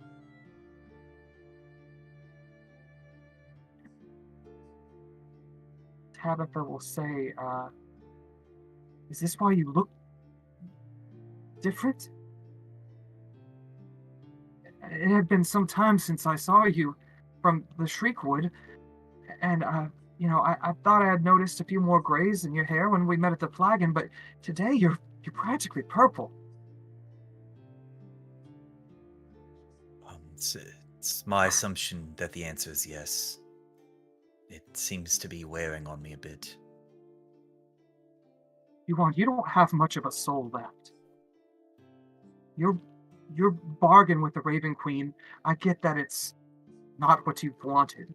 I get that it's in some ways a servitude. But I don't think this is the way out. And I don't know what's drawing you to keep reading it, why that's I don't think something like this could compel you to do that unless you've invested your time into it. And if you read it once and learned from your mistake, I could understand, but I need you to be honest with me.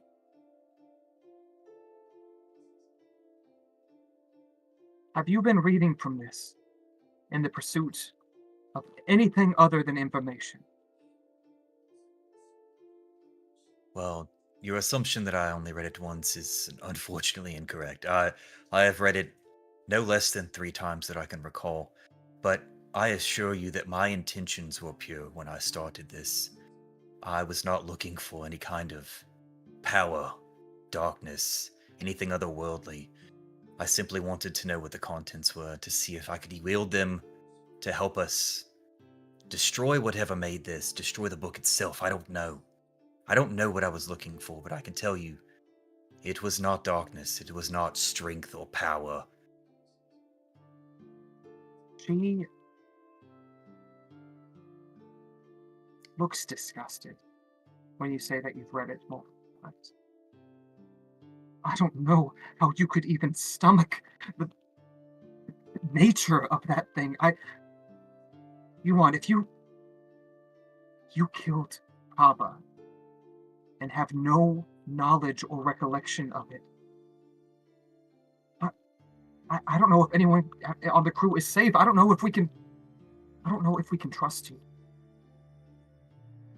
And up until today, you are the thing that I trusted most in this world. More than Safine, more than the other lords, more than anyone. Hell, if I were forced to choose between you and the Raven Queen, I would choose you. You. And now I don't even know. It's as if the entire bedrock of my being has been shattered. I don't know what to believe anymore. I need some time. And Wake up. she drifts away. Doesn't even fly away, but rather than keeping pace with the ship as she has, she falls back, motionless as the ship proceeds forward.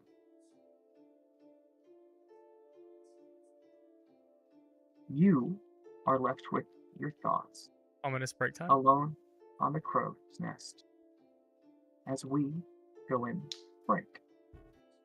We're going to be back here in about 10 minutes. Looks like about 11 o'clock Eastern. Thank you very much for joining us for the first half of this very drama-heavy episode of Tyranny of Flagons. We'll be back soon.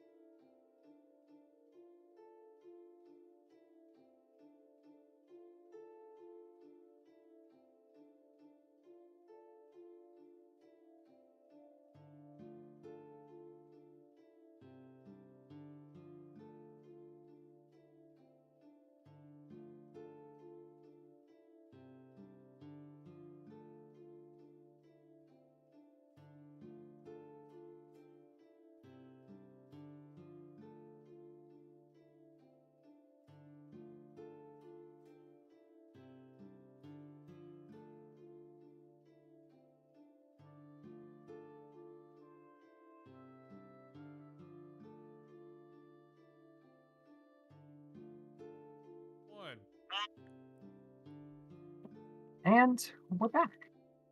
Thank you for joining us for the second half of session 11.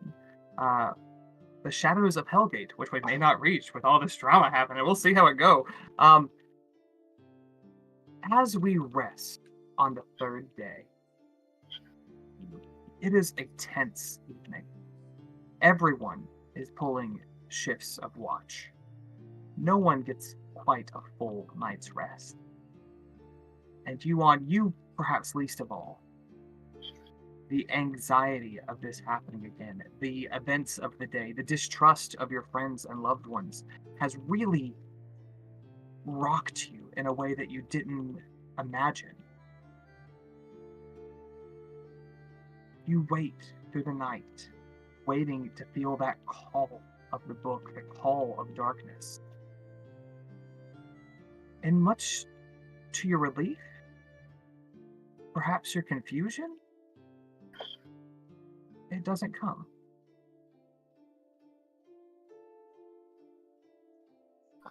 I will allow you to make an Arcana check or a Charisma check. Not a saving throw, just a check. Just a flat charisma check. I think it might be higher than your Arcana, but I don't know that for sure. It's a +5 versus a +6, so I'll just take the +6, I guess. My charisma saves a +13. Let me do the same. Okay. I think I'll just do an Arcana check. I'll say if you do Arcana, you might learn something else from using that skill. No dice. You are lost, untethered in a weird way. I also want to say, take a point of exhaustion, as you do not sleep this night. You don't believe that's a property of the book itself, just something that you are suffering through due to the anxiety. Every time you feel your eyelids get heavy, there's a part in the back of your mind that, like, if you go to sleep, that's when it's going to get you. You are just uneasy in every sense of the word. And you don't know who to turn to for guidance. We are picking up on the fourth day. You have now sailed over the Lost Peaks, are making your way towards Stonesdale. In the distance, you see the Grandfather Tree, a sacred site to the Ghost Tree tribe of the Uthgard. We are going to do a little bit of leisure stuff if anyone wants to do any reading or scrying or prescience or otherwise. But before that, we're going to do a little bit of training. Arcanox, Tajin takes you, once again, out some 100 feet or so from the Westwind Wyvern, and tells you to brace yourself, as yet another cannonball is fired at him. And this time, he faces completely away from it, where if you fail and he were to be hit, you would have no way to prevent it. Hey. I need you to make another Constitution saving throw as you try to intercept this.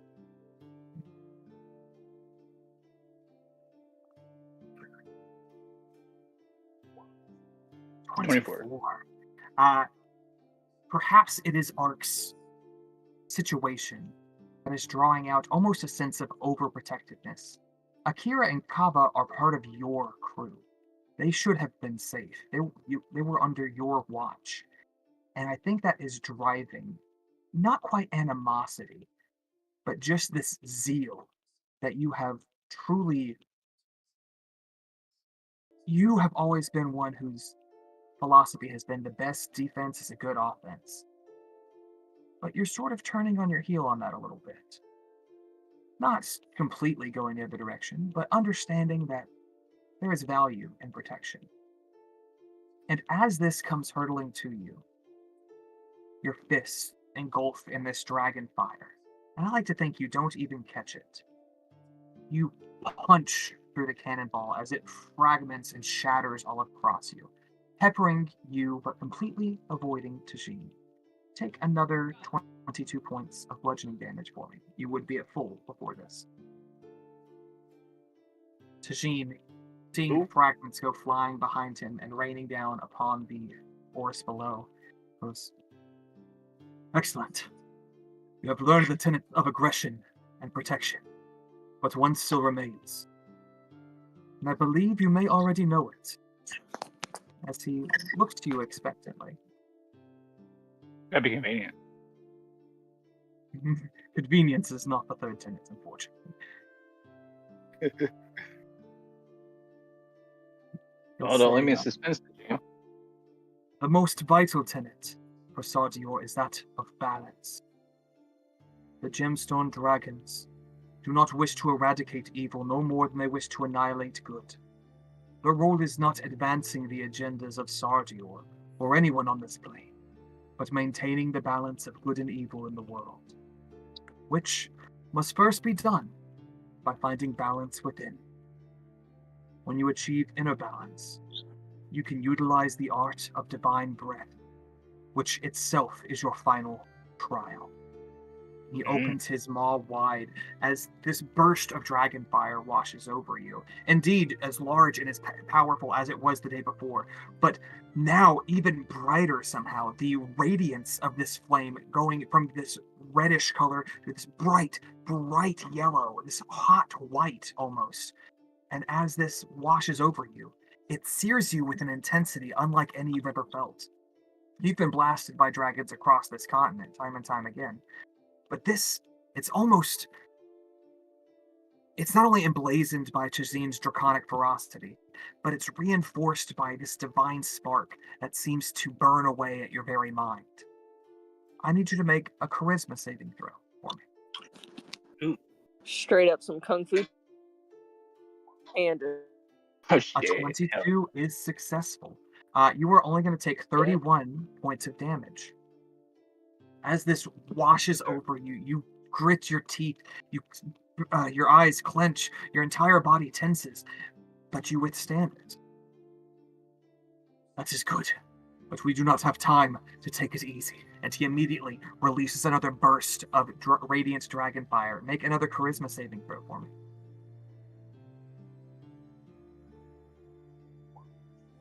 25. Your second success. Take another 31 points. As Tajin finishes this one, his breathing heavy, he looks at you, and he's nodding his head, and you get, for the first time, Tajin knew that you would be capable of this, but was worried that you would not be able to master it in the time frame you had. You are fast approaching your destination, but you see certainty in his eyes, that before you arrive at Hellgate Keep, you will be fully realized. You two fly back to the ship. We are now in day 4. Does anyone have any reading or anything of that nature? On that, so let's just ride the momentum of that. Yeah. Everything that we've done so far has got Art thinking a lot. And so far he's seen Yuan meditate to whatever various spirit is. Archinox doesn't understand it. He's seen Davos pray to Lathander, etc., etc. And with his experience obtaining the Amulet of the Devout, Archinox is going to try again to pray to Sardior. Try to be a little bit more formal about it this time. Considering the, somber circumstances of Kava dying and all that. Fantastic. I'm not going to ask you to give us a full prayer, but why don't you give us an essence of what you take your amulet, and it is in the late afternoon sun, bearing down and you warming your scales, the light from the sun scattering across the deck as it reflects off your rubies. And you feel that connection. And what is it Ark prays for? I'd say, well, after all throughout the first Storm King, there's Archinox has always had this kind of cocky attitude. He's always been very sure of himself, rushing into danger, all that kind of stuff. But with the emergence of the Worm Speakers and the last couple of counters, he's kind of lost a little bit of his cockiness, so to speak. So, for the first time in his life, really, he's just kind of praying to Sardior just to be with him, to kind of strengthen him. He's kind of praying for the strength the first time in a long time. And he kind of goes back to his childhood memories of being terrified of Cerberus among the Inferno. And just, he's not quite sure of himself anymore. as Ark is grappling with this, reaching for guidance, for strength, you feel your memory keeps flicking to Erebus, but then it flicks to you mastering the technique of the art of draconic ferocity, you mastering the draconic bulwark, you taking to these skills so well because of your prowess, because of your abilities.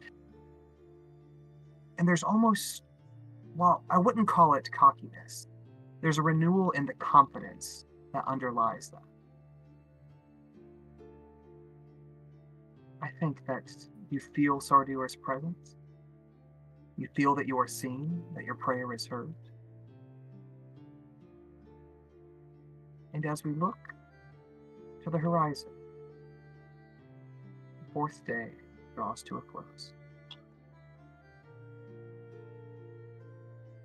On day 5 of your journey, the last before you get to Stone Stand, you're in fact nearing Stone Stand, rather close. And perhaps because of this, Gideon, Kaya, and Goldbrand, I imagine you spend a lot of time at the bow of the ship, trying to keep an eye out, trying to help the ship navigate to this sacred hidden site. And Gideon asks you, Dad, I know Hellgate Keep isn't completely foreign to you. From what I understand, our people have a history with it. I've heard Eden saw mention it before, but never really asked for much more. Honestly, after my dealings with Azazel, anything that has to do with the Hells or the Fae can frankly fuck off.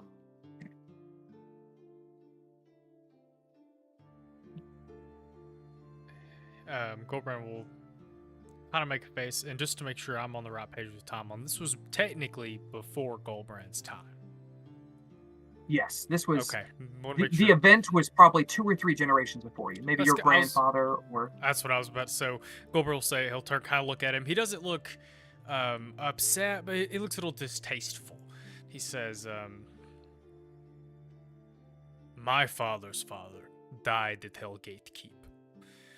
It was a little before my times, and Eden Saws is better to go to for details. Once upon a time, the Blue Bears... Is Gideon aware that they've only recently come out of hiding? yeah, he's familiar enough Okay. with the recent history, I'll say. Yeah. Okay. Before we went into hidings in the forest, there were supposedly many more blue bears.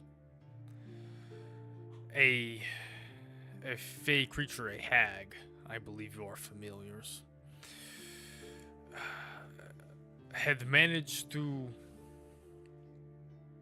how do the children say, swindles the blue bears into being leaders for a time, and when it was revealed her tricks, the tribe was misguided into believing that that was good. Hags and their subtle fudge. Stop. Just want to do a quick self-insert that as a parent whose kid mispronounces something, and I'm finding it cute, I've just never corrected them with certain words, and I like to think that's the same case. Like, Davos has never corrected Gideon's use of subtle fudge as opposed to subterfuge. Maybe Goldbrand isn't familiar enough with the actual word to know the difference, but... So, continue. You're aware the Harpers apparently control that space. Apparently not anymore, but for the recent histories, he might have told us that. No, I think it was Davos that told you. But he's like, yeah, I know the Harpers. Yeah, they're in most of the cities. When they took Hellgate Keeps, they killed most of the living blue bears at the times. Again, my father's father. Why would the Harpers do that? Well, they had allied themselves with the hag led them theirs, and so they went there. That's where they were for some time. Surely a hag isn't that bad, I mean, I get that you got to deal with it, but What was so? Why was this one so intimidating? Such a threat to them? Well, mostly because it led them more than half of the times, to my understandings. But this is where I'm a little Well, fuzzy. wait, I don't think it acted on its own who led the initiative. other half? Who led the other half? It is my understandings that there was a splittings. Some came into the forest to hide, and some stayed at the keep. I don't know how much Goldbrand knows about that. I was born in the forest. I've only heard. I think Goldbrand does know that the hag was the reason that she became so powerful. The reason that she got control over Hellgate Keep is she helped fiends to overthrow the previous. There was a fiend that aligned himself with the hag to destroy the previous owner. And because of that, there's even a sect of overlap where the Uthgart and the fiends were encouraged to breed and create exceptionally powerful tieflings. I think Goldbrand would know that enough to relay that particular bit. Okay. And Gideon kind of nods his head. Okay. Hags and fiends and having possession over a Hellgate. Yeah, okay. No, I could see why that would be bad news. But you said not everybody followed the hag, right? Edensaw says that my father and some others took 5 of the clan's 12 bears and left. They ran into the forest. That is where the tribe as you know it sprang from. What happened to the rest of them? They were killed when the Harpers took back Hellgate Keeps. It is why most of the world thinks Blue Bear is extinct, since we didn't come out of the forest until a little bit before the Promised Day, maybe. He'll nod his head.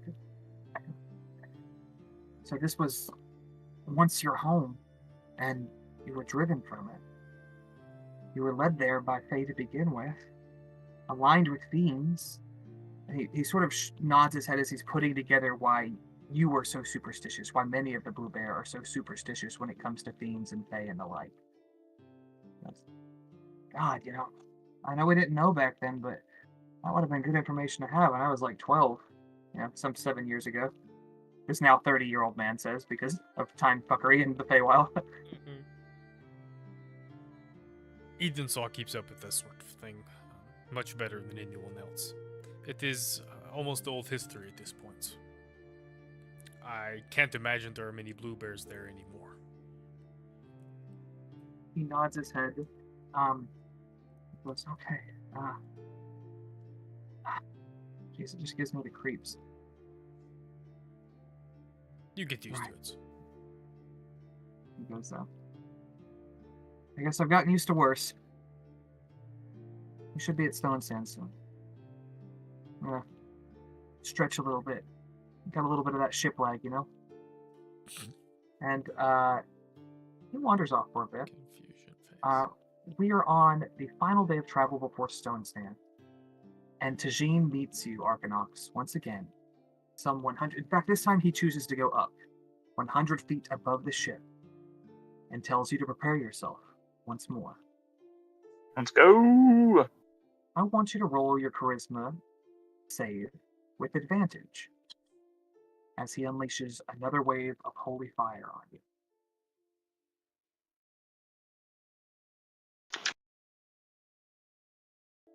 Tension is palpable.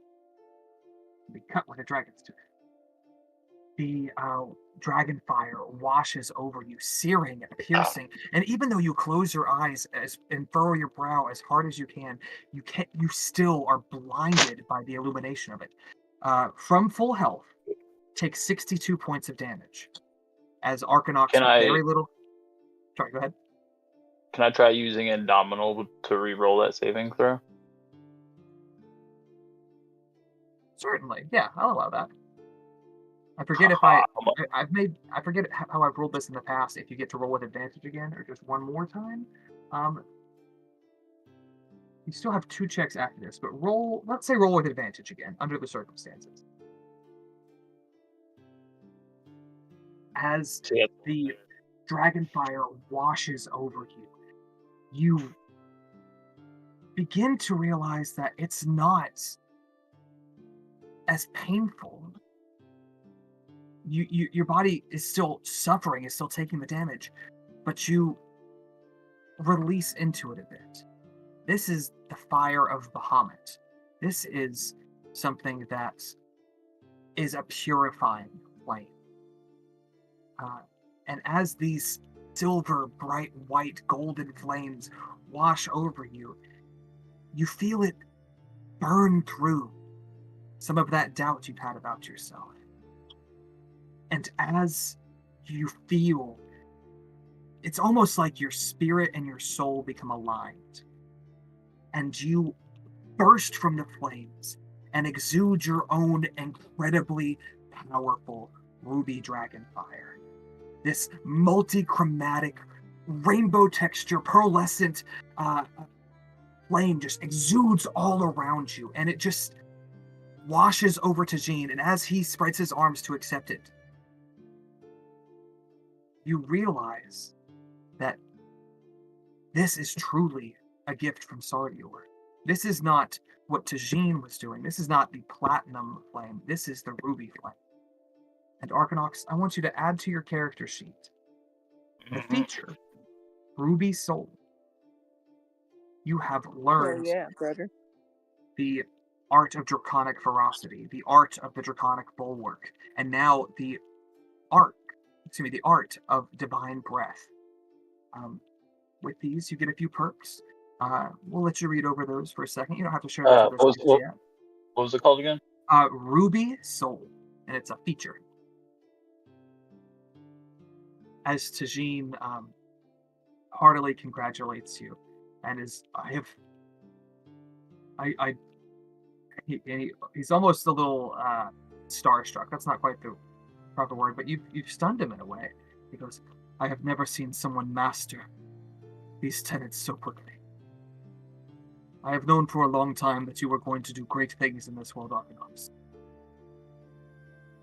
But just as I had earned the title of Platinum Soul from the Grand Master of Flowers, you have shown your strength, tenacity, and courage that you are worthy of the title of Ruby Soul." And he bows to you very deeply. And indeed, you feel in this moment that same connection that you felt during your prayer. And you feel emboldened, empowered. You feel you're ready for the next Worm Speaker. You're ready to restore balance. And if that means putting a motherfucker in the goddamn dirt, then so be it. Oh yeah. I'm ready. As says my oath. Yeah, of course. With that, we fade from this scene. This is not the last, but the next to last opportunity for any leisure reading, anything of the like. I will say Davos is going to do some reading. Devin, will you roll an investigation check for me? I will. Goddamn right you will, motherfucker. 22. Very good. He reads. Roll of 1, 2, 3, 4, 5. Roll 2d6 for me.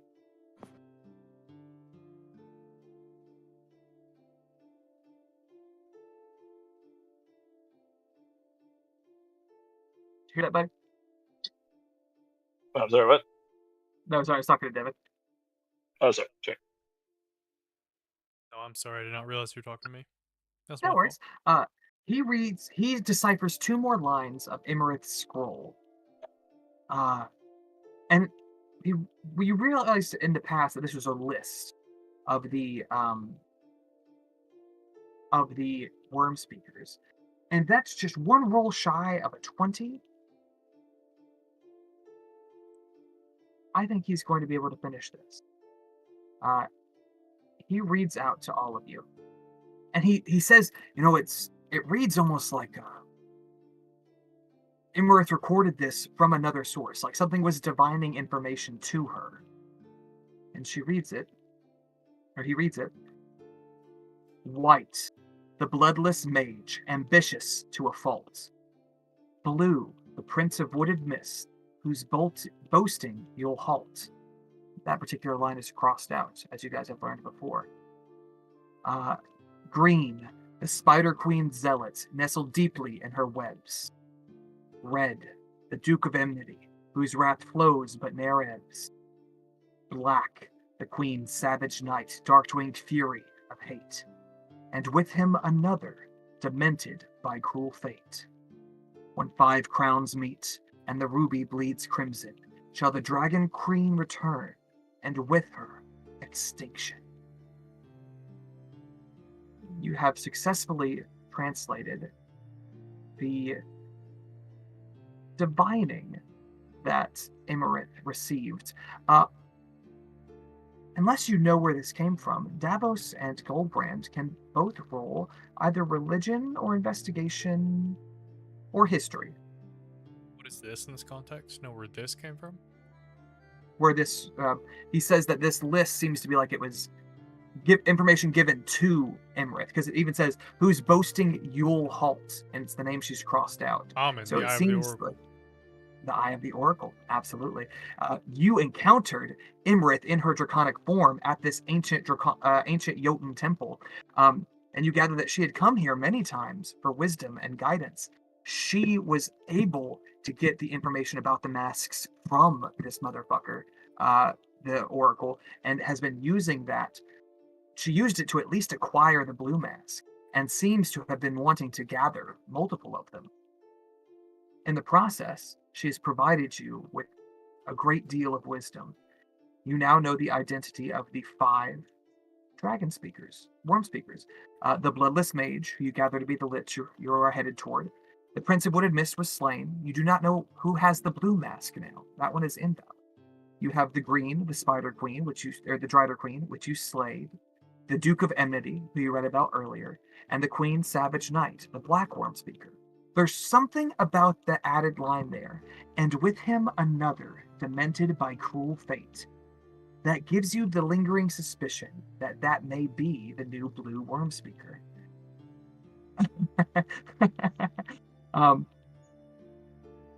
You are aware now of the majority of these worm speakers.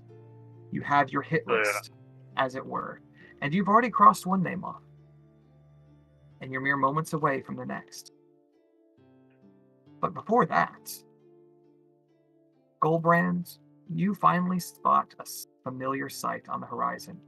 As the ship sails across the treetop canopies, the sun low in the sky behind you, you begin to see up ahead that the topography changes. A massive, gnarled oak. Let me shift you all. Okay, that's not going to let me. That's okay. I'm also going to drop an image in chat. Oh boy. I'm gonna make. Yay! I'm gonna make.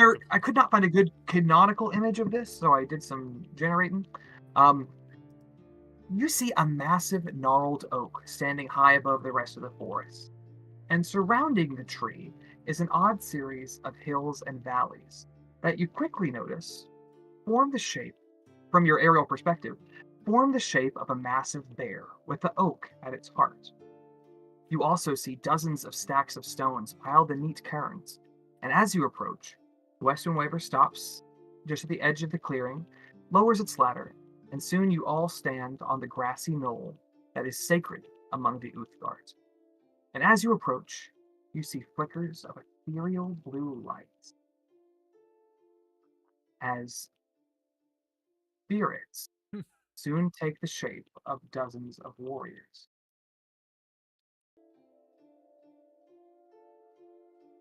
One moment while I shift some of these to a...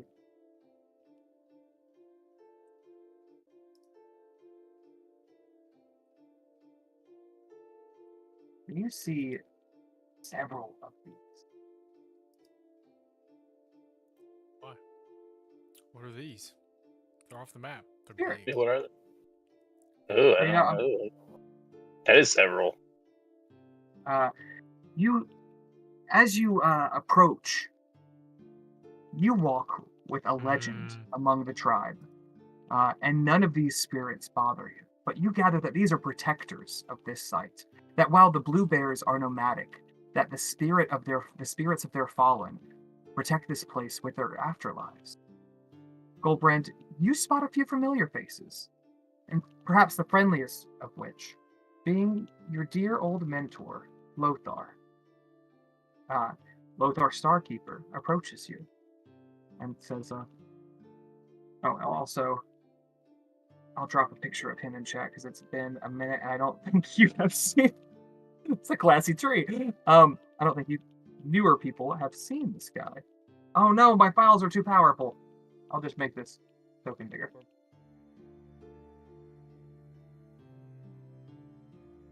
There we go. Mm. Lothar Starkeeper.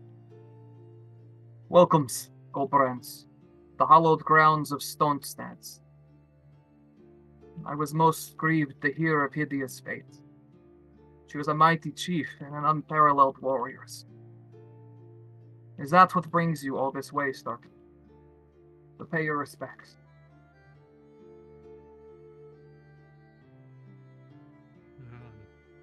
I feel like that's a loaded question. I feel like Goldbrand thinks most questions are loaded. Yeah.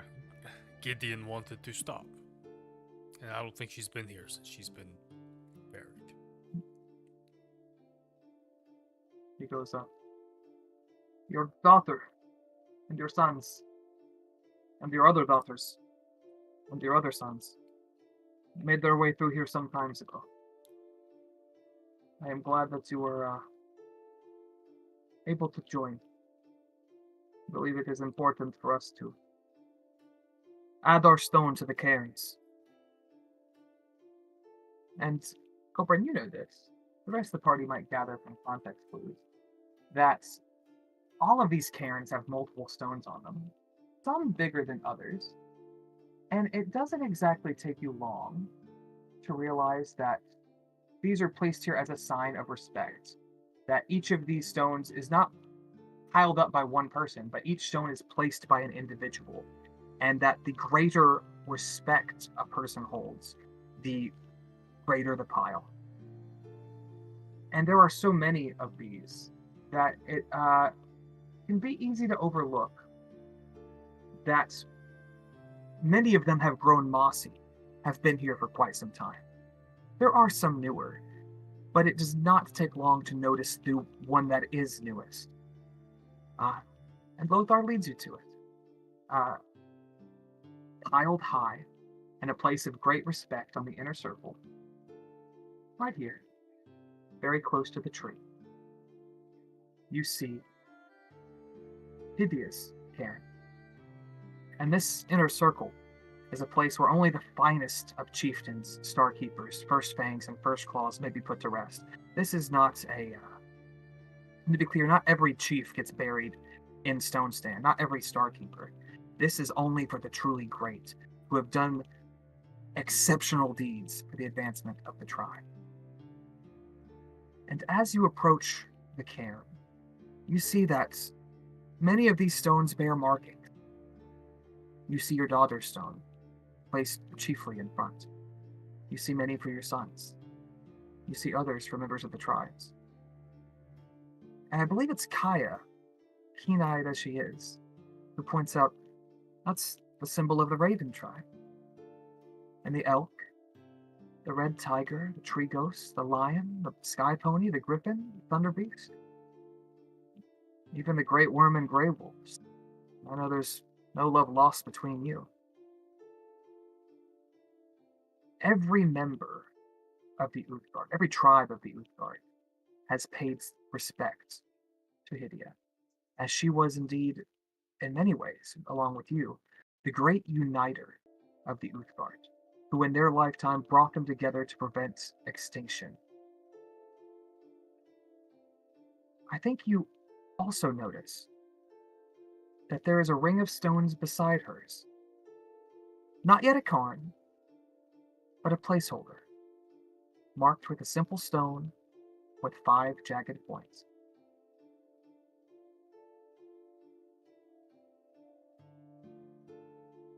I'm just gonna go ahead and get on in that shit. No, I'm just kidding.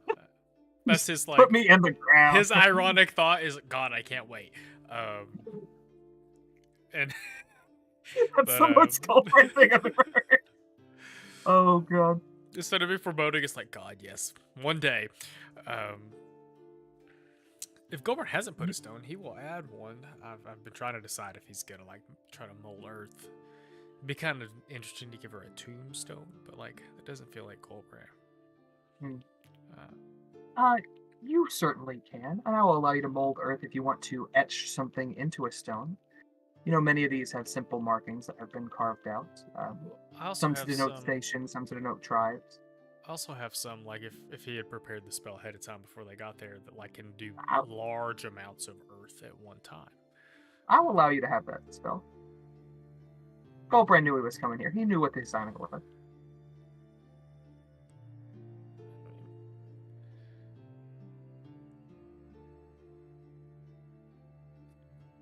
Nah, it doesn't. I don't like it. He wouldn't do a children's thing here. He wouldn't make a statue or a gravestone, or he's gonna put a rock on top.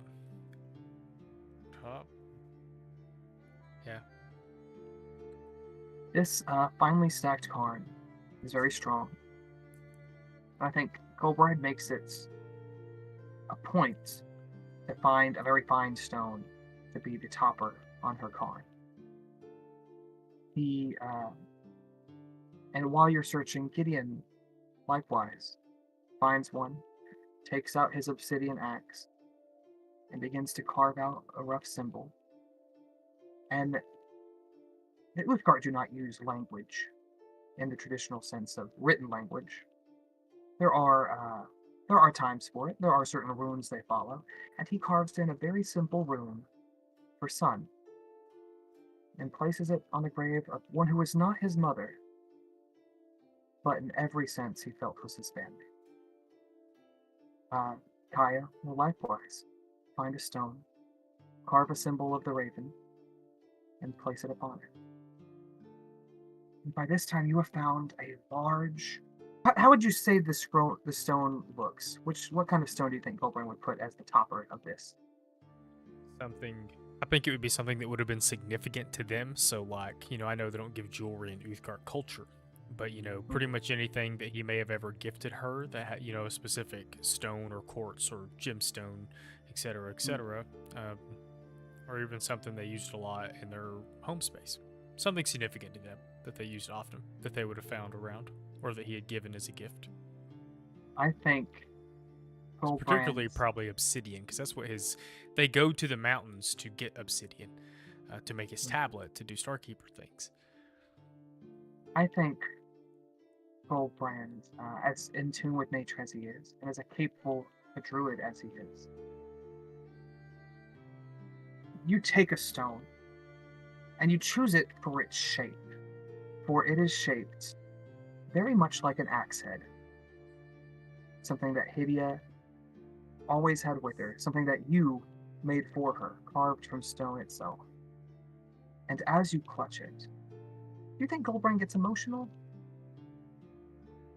So, not emotional so much as sentimental. There's a moment where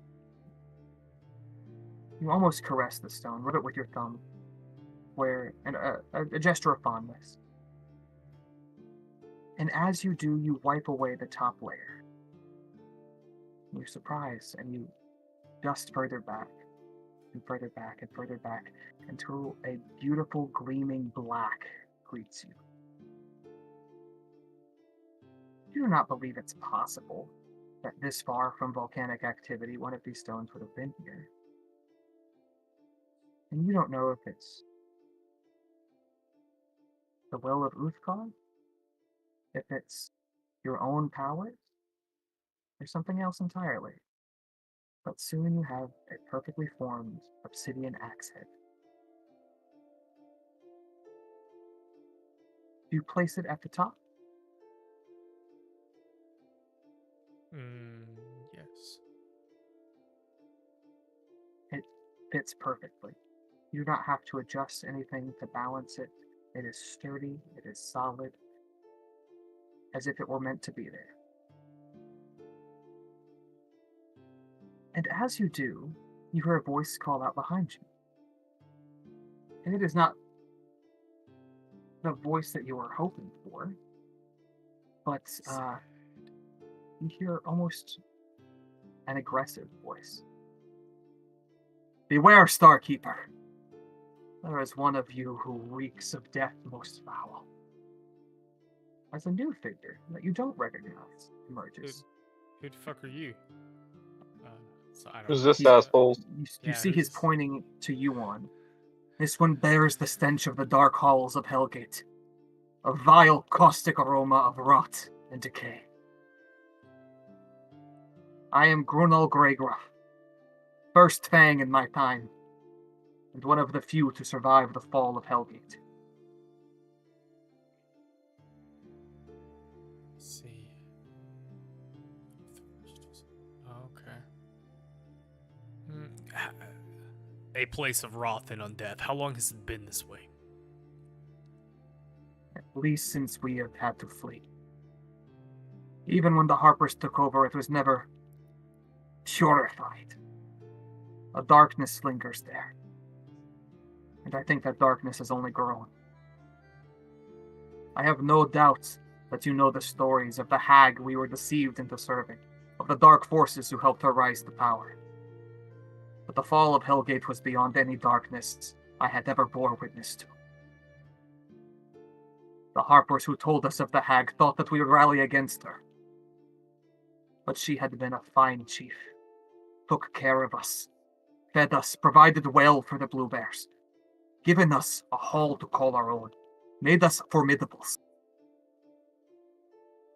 Those of Moonmusk and his ilk did depart, to return to these ancient woods.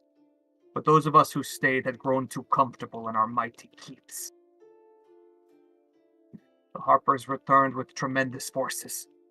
Soldiers, sorcerers, that alone we could not hope to defeat. But the hag had an ally most nefarious. That wretched Fairy that helped her claim the throne of the keep. He unleashed a magic whose caliber of destruction I knew not capable. As I clashed with the Harpers among the courtyards of Hellgate, I saw as 3 points across the keep became illuminated. I connected with a brilliant light. I thought this to be a spell to fend off the Harpers, but the Fairy cared not for our peoples. As if a skull crushed in Utgar's grip, the Blue Bears, the Harpers, the keep, the very mountain within that triangle began to collapse in on itself. Not as if the mountain was destabilized, but as if it was being pulled from existence, folding in on itself 100 times over, until the remnant was no bigger than my fist, before it simply vanished from existence. Nothing in that space remained. Only a deep pyramid of nothingness, of air, of void. We lost so much that day. A tribe of 100 strong. Only a few dozen of us remained after that. The Fairy's gambit worked, but we were never to recover.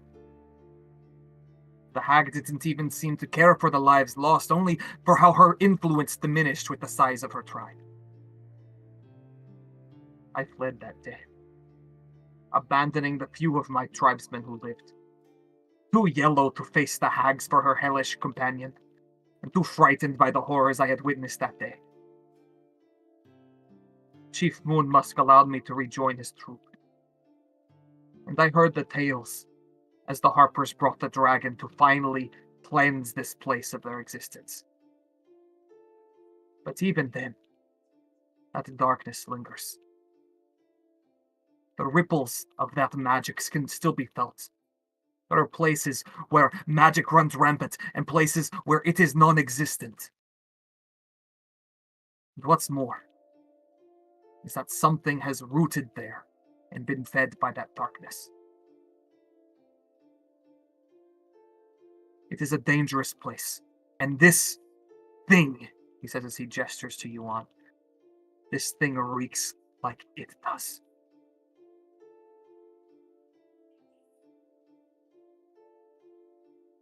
Sure you are aware as First Claw that an Uthgarth must know their enemies. He has been working on that for 8 times, and has reaped his consequences. Worry not about I them. think reap the most fitting word for his fate. We appreciate the information you've given us. We have a decent track record with this thing. Just enjoy being dead for a little whiles. Gorman's gonna It is easy shamble to away. say. It is easy to say to enjoy the afterlife, but do you not notice that among us there is an absence?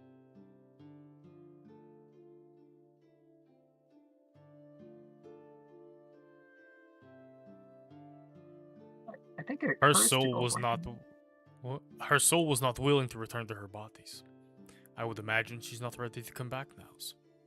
That is her business. To come back or not is not a choice. The skull of Gert the Great is buried beneath this tree and makes us all rise in our times. She is not present. And you see Lothar will sort of look at you a little begrudgingly. I must admit that eyes do not feel her presence. It is as if a void, as if a rift in space, a spot where the stars grow black.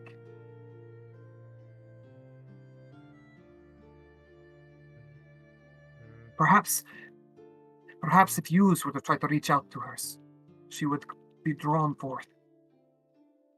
But even those who do not wish to come back to the living world should be walking here's. Some things is amiss.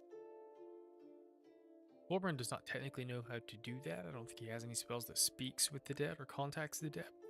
I don't think they're asking for that. I think they're asking for more of a personal plea.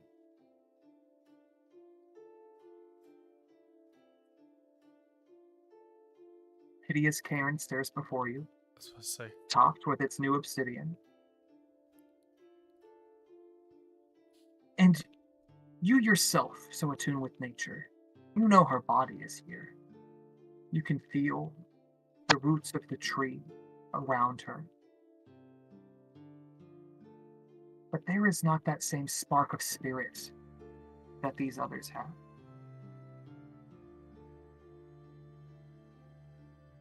What do you try to do?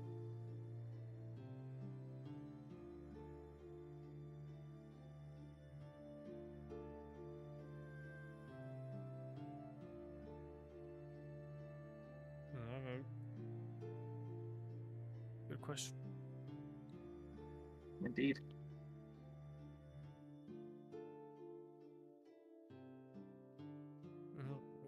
Sorry, we're pressed for time, so he can't do it. Hey, you're not. I mean, yeah, you're pressed for time in game, but you're not pressed for time here. He's pressed for time. He can't stay for long. Because I like to think he goes up, he sits in front of it first, cross-legged, like almost with this kind of patient aura, and he, he sits there, and when he calls her, it's almost like he starts talking to her, almost as if like the same way they would sit and talk when he had been gone for a while or come back from a raid, or like, modern day equivalent would be, how is your day? And he would just sit there and that kind of chatter, but he would sit there and quietly to the Karn, if he's understanding what they're wanting correctly, of like, and it would be things like, it sounds like they would like to talk to you. It sounds like you should be here's. If you are not here's and cannot be here's, if you can tell me's, I will come find you's. I think you feel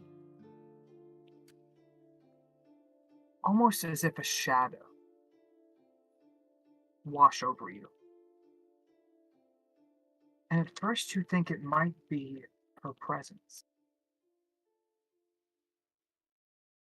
And you try to reach out to it. But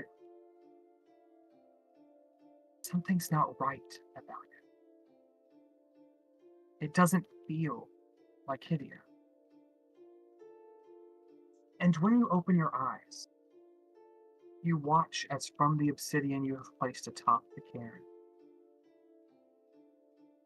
something begins to rise up.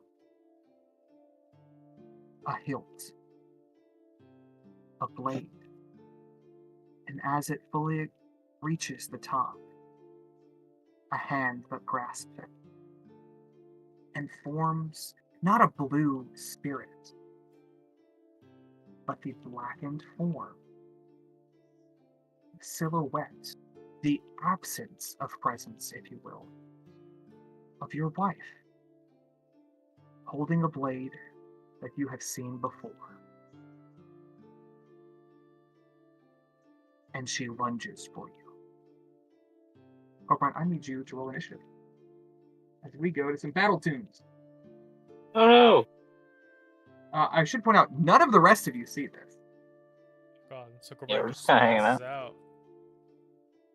Terrifying. Because I know this track stresses Devin. Doodly-doodly-doodly-doodly. No, I like that one. This one is stressful. That's going to be a 17 for her and a 4 for you. Goldbrine, you see this shade of your wife with this blade that... Do you know what this is? Do you recall? The sword? No. It swings at you. Twice, to be specific. A 20 and a 13. And I should specify that this particular blade you recall to be extremely formidable. A 20 hits you, correct? Mhm. With your new stats. Mhm. I need you to take 27 points of force damage as we go to you. Hmm. We're just over here watching Goldbrand tweak. Yeah, Goldbrand snorts. And probably goes swinging. I'm trying to decide exactly. You know, he's literally never turned away from a fight in his entire life.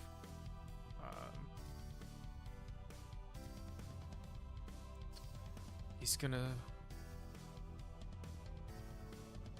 He'll probably rage and swing twice. It's already close enough to hit him.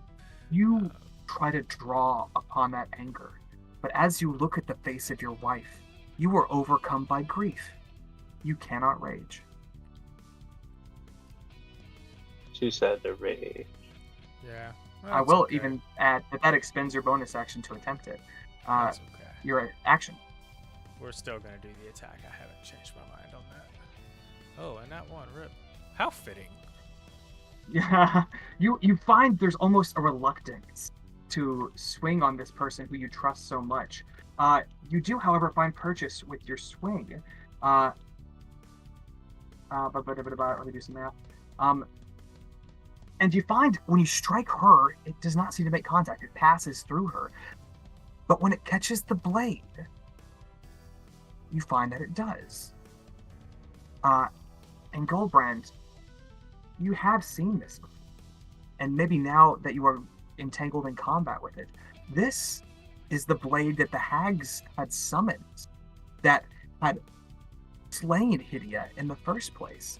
This is what felled her, something that felled many of your tribe.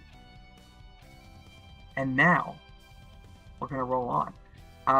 It is now the blade's turn. It's going to strike twice more. Does an 18 hit? Probably not. No, sir. No, sir. Does neither one of them hit. The blade keeps coming for you, and there's almost like this draw back from it. It's not quite striking full force, and you're not sure why. Go ahead. Your move. Man, since I'm not raging, might as well try to throw some spells around. Okay, we're gonna start with what happens if Goldbrand casts a 5th level Dispel Magic at him? 5th level Dispel Magic. Counterspell. I will look up. Just kidding. I love it. First of all, 5th level Dispel Magic. Why don't you use your spellcasting ability? Make a Wisdom check for me. Oh, a Wisdom check? Yes. And not a save, because it's you trying to affect something else. Gross. You try to grapple with this, but its nature is unusual. It is not as if it's something physical, but the absence of physical. In many ways, it sort of hauntingly reminds you of what the Blue Bear had said about the absence of space, how everything in the Hellgate Keep in that area was utterly decimated. Do you have a bonus action? Or is that your bonus action? Oh man. I will go ahead and turn. Did it have to come within 5 feet of me to smack me? Yes. Yeah. Okay. So if I turned in. Okay. No bonus action. I did roll a D10 for my wheel or woe. So now I have. So that's the wheel? Yeah. Well, that's a woe. Or no, wheel. I'm sorry, you're right. You're about to get a wee big hit. What I was trying to say. As part of this weapon, as part of this spell, an 18 or higher is a critical. And it's not double the damage, but triple. You are getting 12d12. I need you to take 72 points of force damage as this thing carves into you. Your move. I know what spell this is. Don't tell anybody.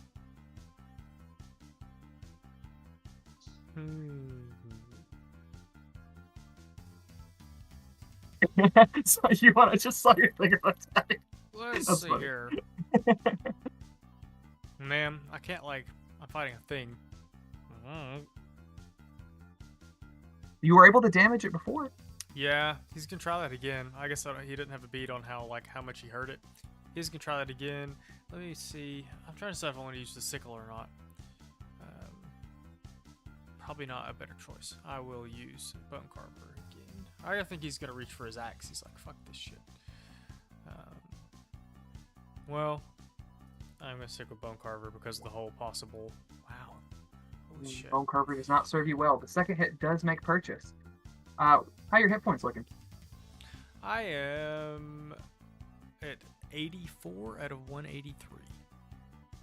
You're bloodied. It's going to make 2 more swings at you. 24 and a 10. So the 10 does not hit. I do need you to take 30 points of force damage. You gather this thing is not quite bloodied. Your move.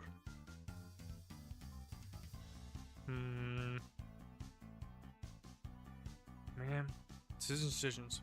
This little critical there was unfortunate. Rough time party.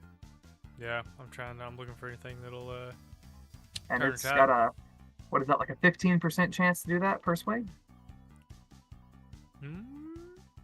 Yeah. What do you do, home? I can't heal myself and smack it, which is the unfortunate part. You have healing word, yeah? Healing word? No. Well, probably it's part of those beads on my neck. I'll triple check that real fast. But he's gonna smack it twice because I think I can. Yeah, swing twice. I'll risk another go around with it. Oh, excellent. 2 solid hits that you really needed. I'm sorry, 1 second. 26 total. You watch as the spirit flickers a bit, and there's just a glimpse of blue behind it as you make contact. The blade strikes on you. A 17. Oh, and a 1. Neither one was hit, right? No. As the blade lunges forward, you see that flicker of blue as it almost is like it's fighting the blade. Your move. Oh boy. Yeah, he'll press the advantage, I guess. Man, I'm almost afraid to stick necrotic damage on it. Yeah, here we go. There we go. Attaboy. You take Bone Carver. And as the sword goes to lunge in for another strike, you catch it on the end of the blade and then parry it in such a way where you're able to get 2 clean swings on it. As you slash through it with this blade, what has been meeting it as if a physical object, Bone Carver finally slices clean through the darkness, and it eradicates it. And you watch as very slowly the image of Hydia goes from blackened to blue. And she looks at you. Somber, in a way, but happy to see you. And she says, my husband. I'm embarrassed to admit this is thrice as you've saved my asses. The first, Deadstone Clefts. The second, on that bridge at the Battle of Banes. And now here's this craft by such magics. I'm happy to see you.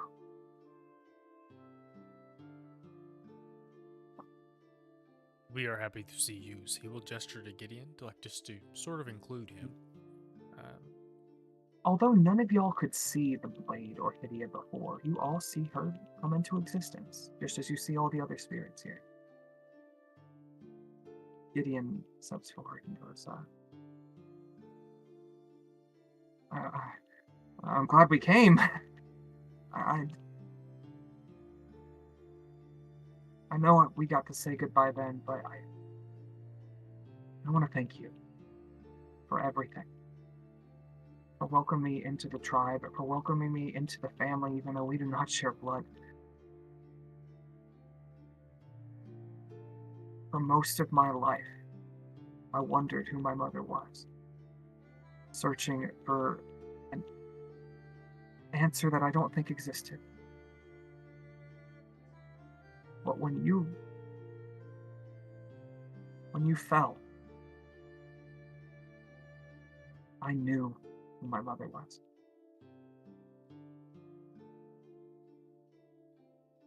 And Hydia will sort of pop her head to the side a little bit, smile a bit. Oh, don't go getting all mushies on me now. You're a blue bear, bento, chin up. Gideon will almost sigh a bit, a little bit of a snort perhaps, nod his head. Yes, Chief. Hydia looks to you, looks to Goldbrand, says, I'm glad you came. I don't know, I wasn't aware that such magics would have such effects on me after the grave. The hags are nasty ones.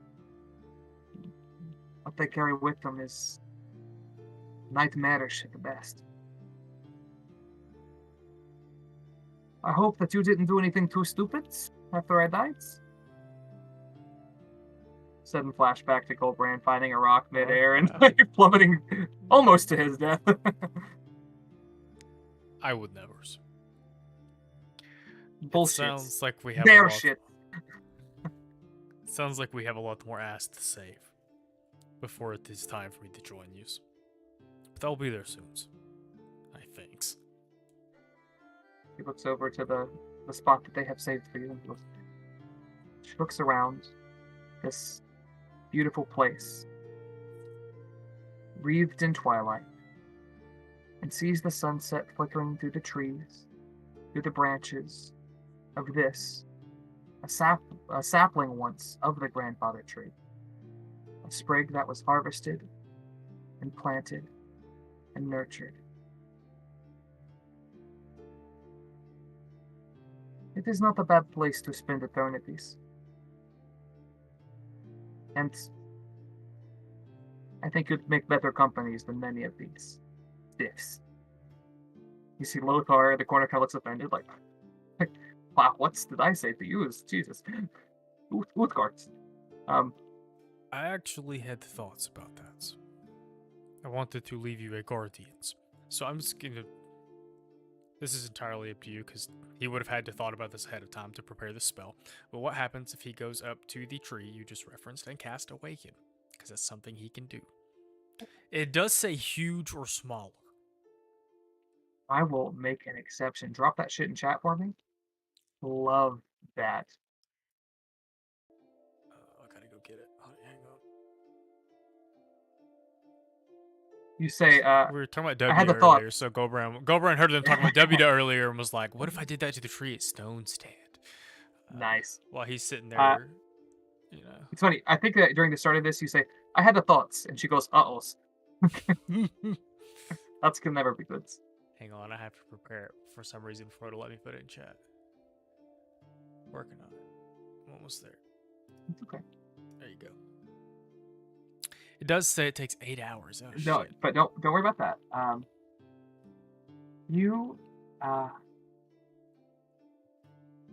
She says, as you walk over, you begin to perhaps realize that you hesitate. This takes too long. So I need the agates. You know, there are certain things that I don't have in me. And you feel Hideous Spirit glide up beside you. And she goes,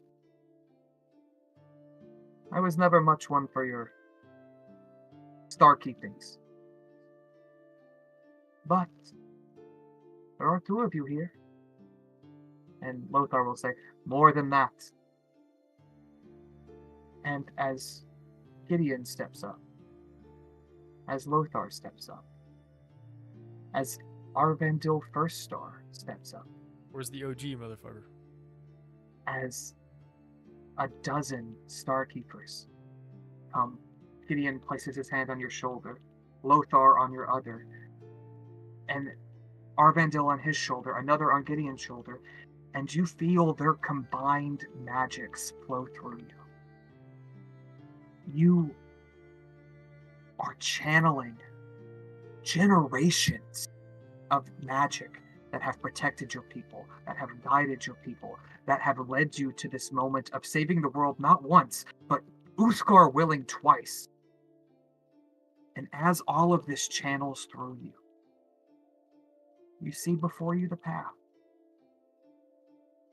And as you look down from this aurora in the sky that you walk, you see the tree awaken. And as you open your eyes, the tree stares back.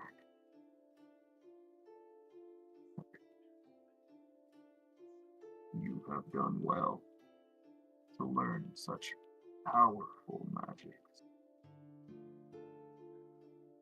Uthgar would be proud. Indeed, all of us are proud. He looks over across the dozens of spirits that linger in this place. You have done well, Starkeeper. I will carry the mantles of watching over this place. For I am one with these spirits. Just as the skull of Dirts the Great is tangled within my wounds, so too are the bodies of all of the fallen. Each of them becomes part of me, and each of them becomes a guardian of this place. It seems only fitting that I too should take up the mantle of guardian. It is appreciated, friend of the earth. I'd like to think Goldbrand talks to it in Sylvan, since he can. Oh, that's right! Holy shit, my native tongues. I didn't even know it till now. Yeah, like, No, but he expresses his appreciation and will kind of step away. I think probably maybe just barely has enough awareness to be vaguely terrified of what he's just created. It's like shit. You know, you've met awakened trees. You met Lipperloss. And where Lipperloss was this tall, narrow tree, this sprig of the grandfather tree, an ancient tree when this world was formed, connected to something much deeper than any other plant on this entire planet. It has boughs that are bold and mighty. It has branches that reach to the earth and sky. It has roots that run through stone and crack anything in its path. This is a mighty defender. He will serve your people well, generations after you're gone. Indeed. Time Goldrun's ever whispered, yes, as he's walking away. And when you are ready, Starkeepers, we will be waiting for you. And you watch as, in the circle of stones with the star beneath it, bloodweed begins to grow.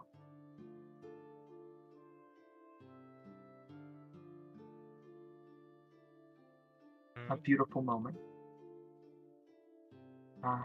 Hydia says, you never cease to amaze me.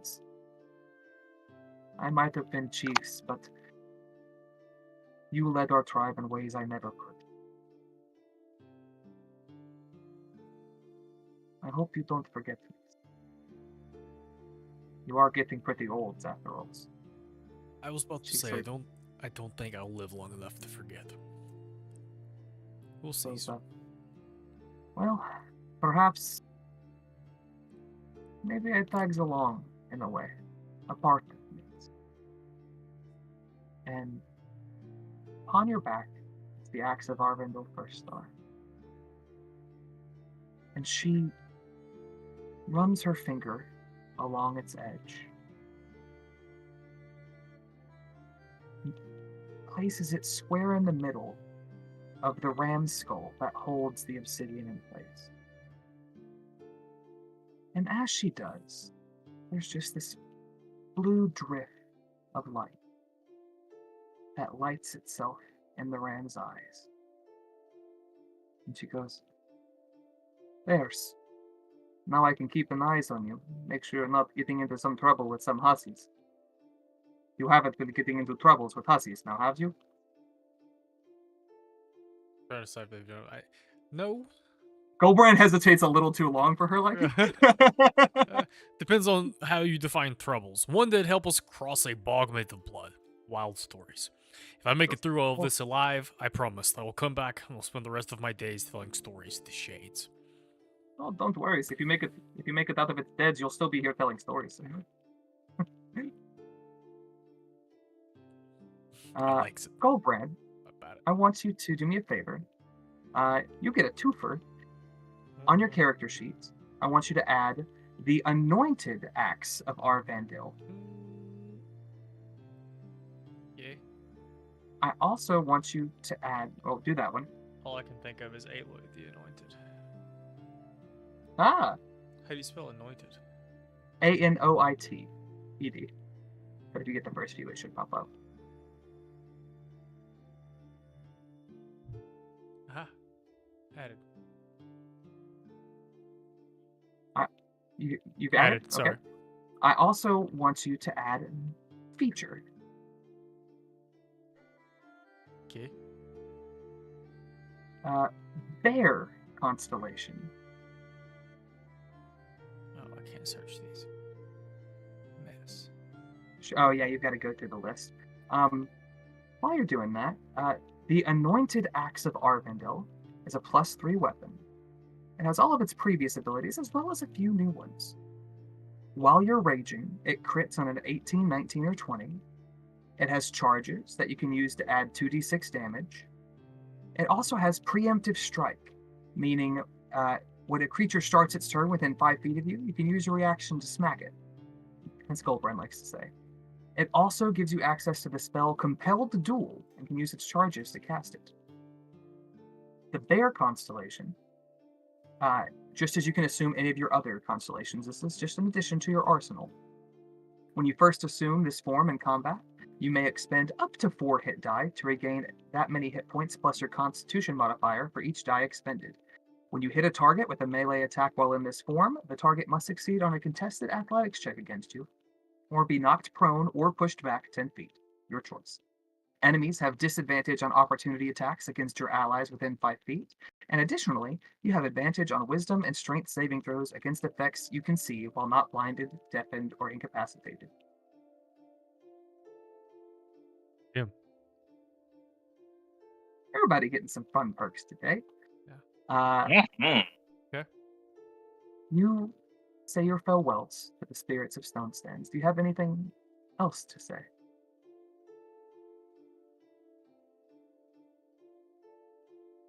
The gifts are just flying in. I've seen 10 new Yeah. messages in the last year. I love it. There's been a Lion King and a Pocahontas reference, and then an Office reference. So we're all over the place. I don't like, he would be tempted at first to give orders if he was leaving the tribe, but these are a bunch of ghosts, and they don't have to do shit. They don't have to do. They especially don't have to do what he says. The tree stands and is as its creator. If you want to give orders, it is happy to take them. Protect Stone Stands and the Shades Withins. And sorry, there's some more gifts. And that will be plenties. He nods Well, his head. man, this is the thing. He will ask if he can hide Stone Stand, like, because they're all hidden and supposed to be secret or whatever. Like, he would express to it he wants it to do its best to shield it as well. You He'll say try to look this, at. Go ahead. and this tree does extend quite a ways. It stands above many of the trees in the forest, but you watch as some of its higher boughs spread lower and spread further, growing before your very eyes, until its branches reach from end to end of this clearing, creating a canopy of forest, so that from the air, as you will soon see, it is indistinguishable from the rest of the high forest. As you wish. As you wishes. Peace and harmonies. Peace and harmonies, all fathers. Let's turn back to Hideo. I will return eventually, I hopes. We apparently have to kill a gods. We didn't kill a gods last time, C tells me. She, like, thumbs at you on. We're going to do it this time, apparently. I'll return soon. Keeps these fuckers in lines while I'm gone. So it's gonna, like, As you thumb say, it. I'll return soon. She goes, Oberyn, take your times. You'll miss it when it is gone. And we will always be here waiting. I do have to visit Revna first, not going to lies. She'll be pissed if I don't. She's pissed most of the times. She gets that from me. That's what Corey was gonna say.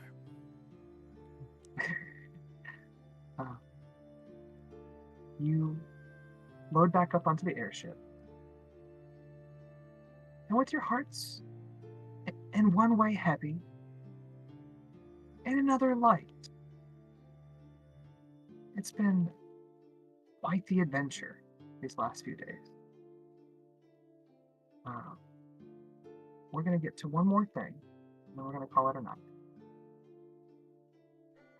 As you are traveling, or as the sun sets on the 5th day, you do not have any nightmares. You do not have any compulsions. And as you're laying there, trying to go to sleep,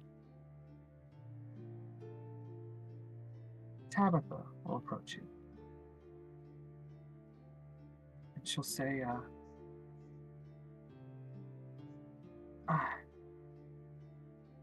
I wanted to say that I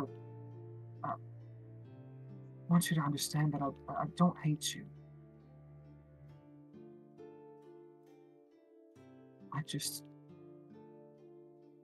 I'm worried about what that will make you become. You guys have a big day tomorrow. I'll watch over you. If you stir or anything happens, I'll wake everybody up and we'll pin you down. And, you know, if you're into it, and she holds up the dimensional shackles and sort of Raise an eyebrow. Not a bad precaution. Potentially a fun one. goes, we'll explore that later, when we're not sharing a room with 12 other people. Uh, imagine that there's not so much bunks on the ship as there are some bunks, but some of them are just hammocks. I imagine you lay in the hammock and she cuffs you to where your arms are around the post behind you. And not an uncomfortable position in a hammock, I imagine. You rest the night through. The exhaustion you have fades away. Your anxiety fades away a little too. But as you're drifting off, I want you to make another Arcana check. I think I said a 15 earlier. Well, it's a 12. Roll with advantage in your Retroactive guidance. comfortable position. I rolled a 1. That is rough. Yuan's at a loss. He's feeling rather lost, I imagine. For a form who has been reincarnated thrice now, I think that it's always been difficult for him to find a sense of self. And now knowing that these compulsions exist and he doesn't understand them, and doesn't understand how to stop them, I think there's a little fear of him losing that bit of him.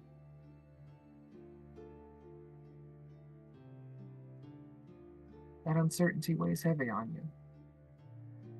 But you do not stir through the night. You sleep sound, knowing that your love is watching you, and seemingly has forgiven you. You all awaken the next day, and there's a short flight. Don't even have to have an in-flight movie. Although the drinks are perfect. As you make your way across the rest of the high forest to the Netherese mountain range, and eventually come to Hellgate Keep. This place, I'm going to share two images with you. The first is what the book shows, and in a way, I think gives you a better perspective of what the Uthgard was telling you about as far as the rift in the earth. And the second one is a little more of what I imagine it, the keep itself, to look like.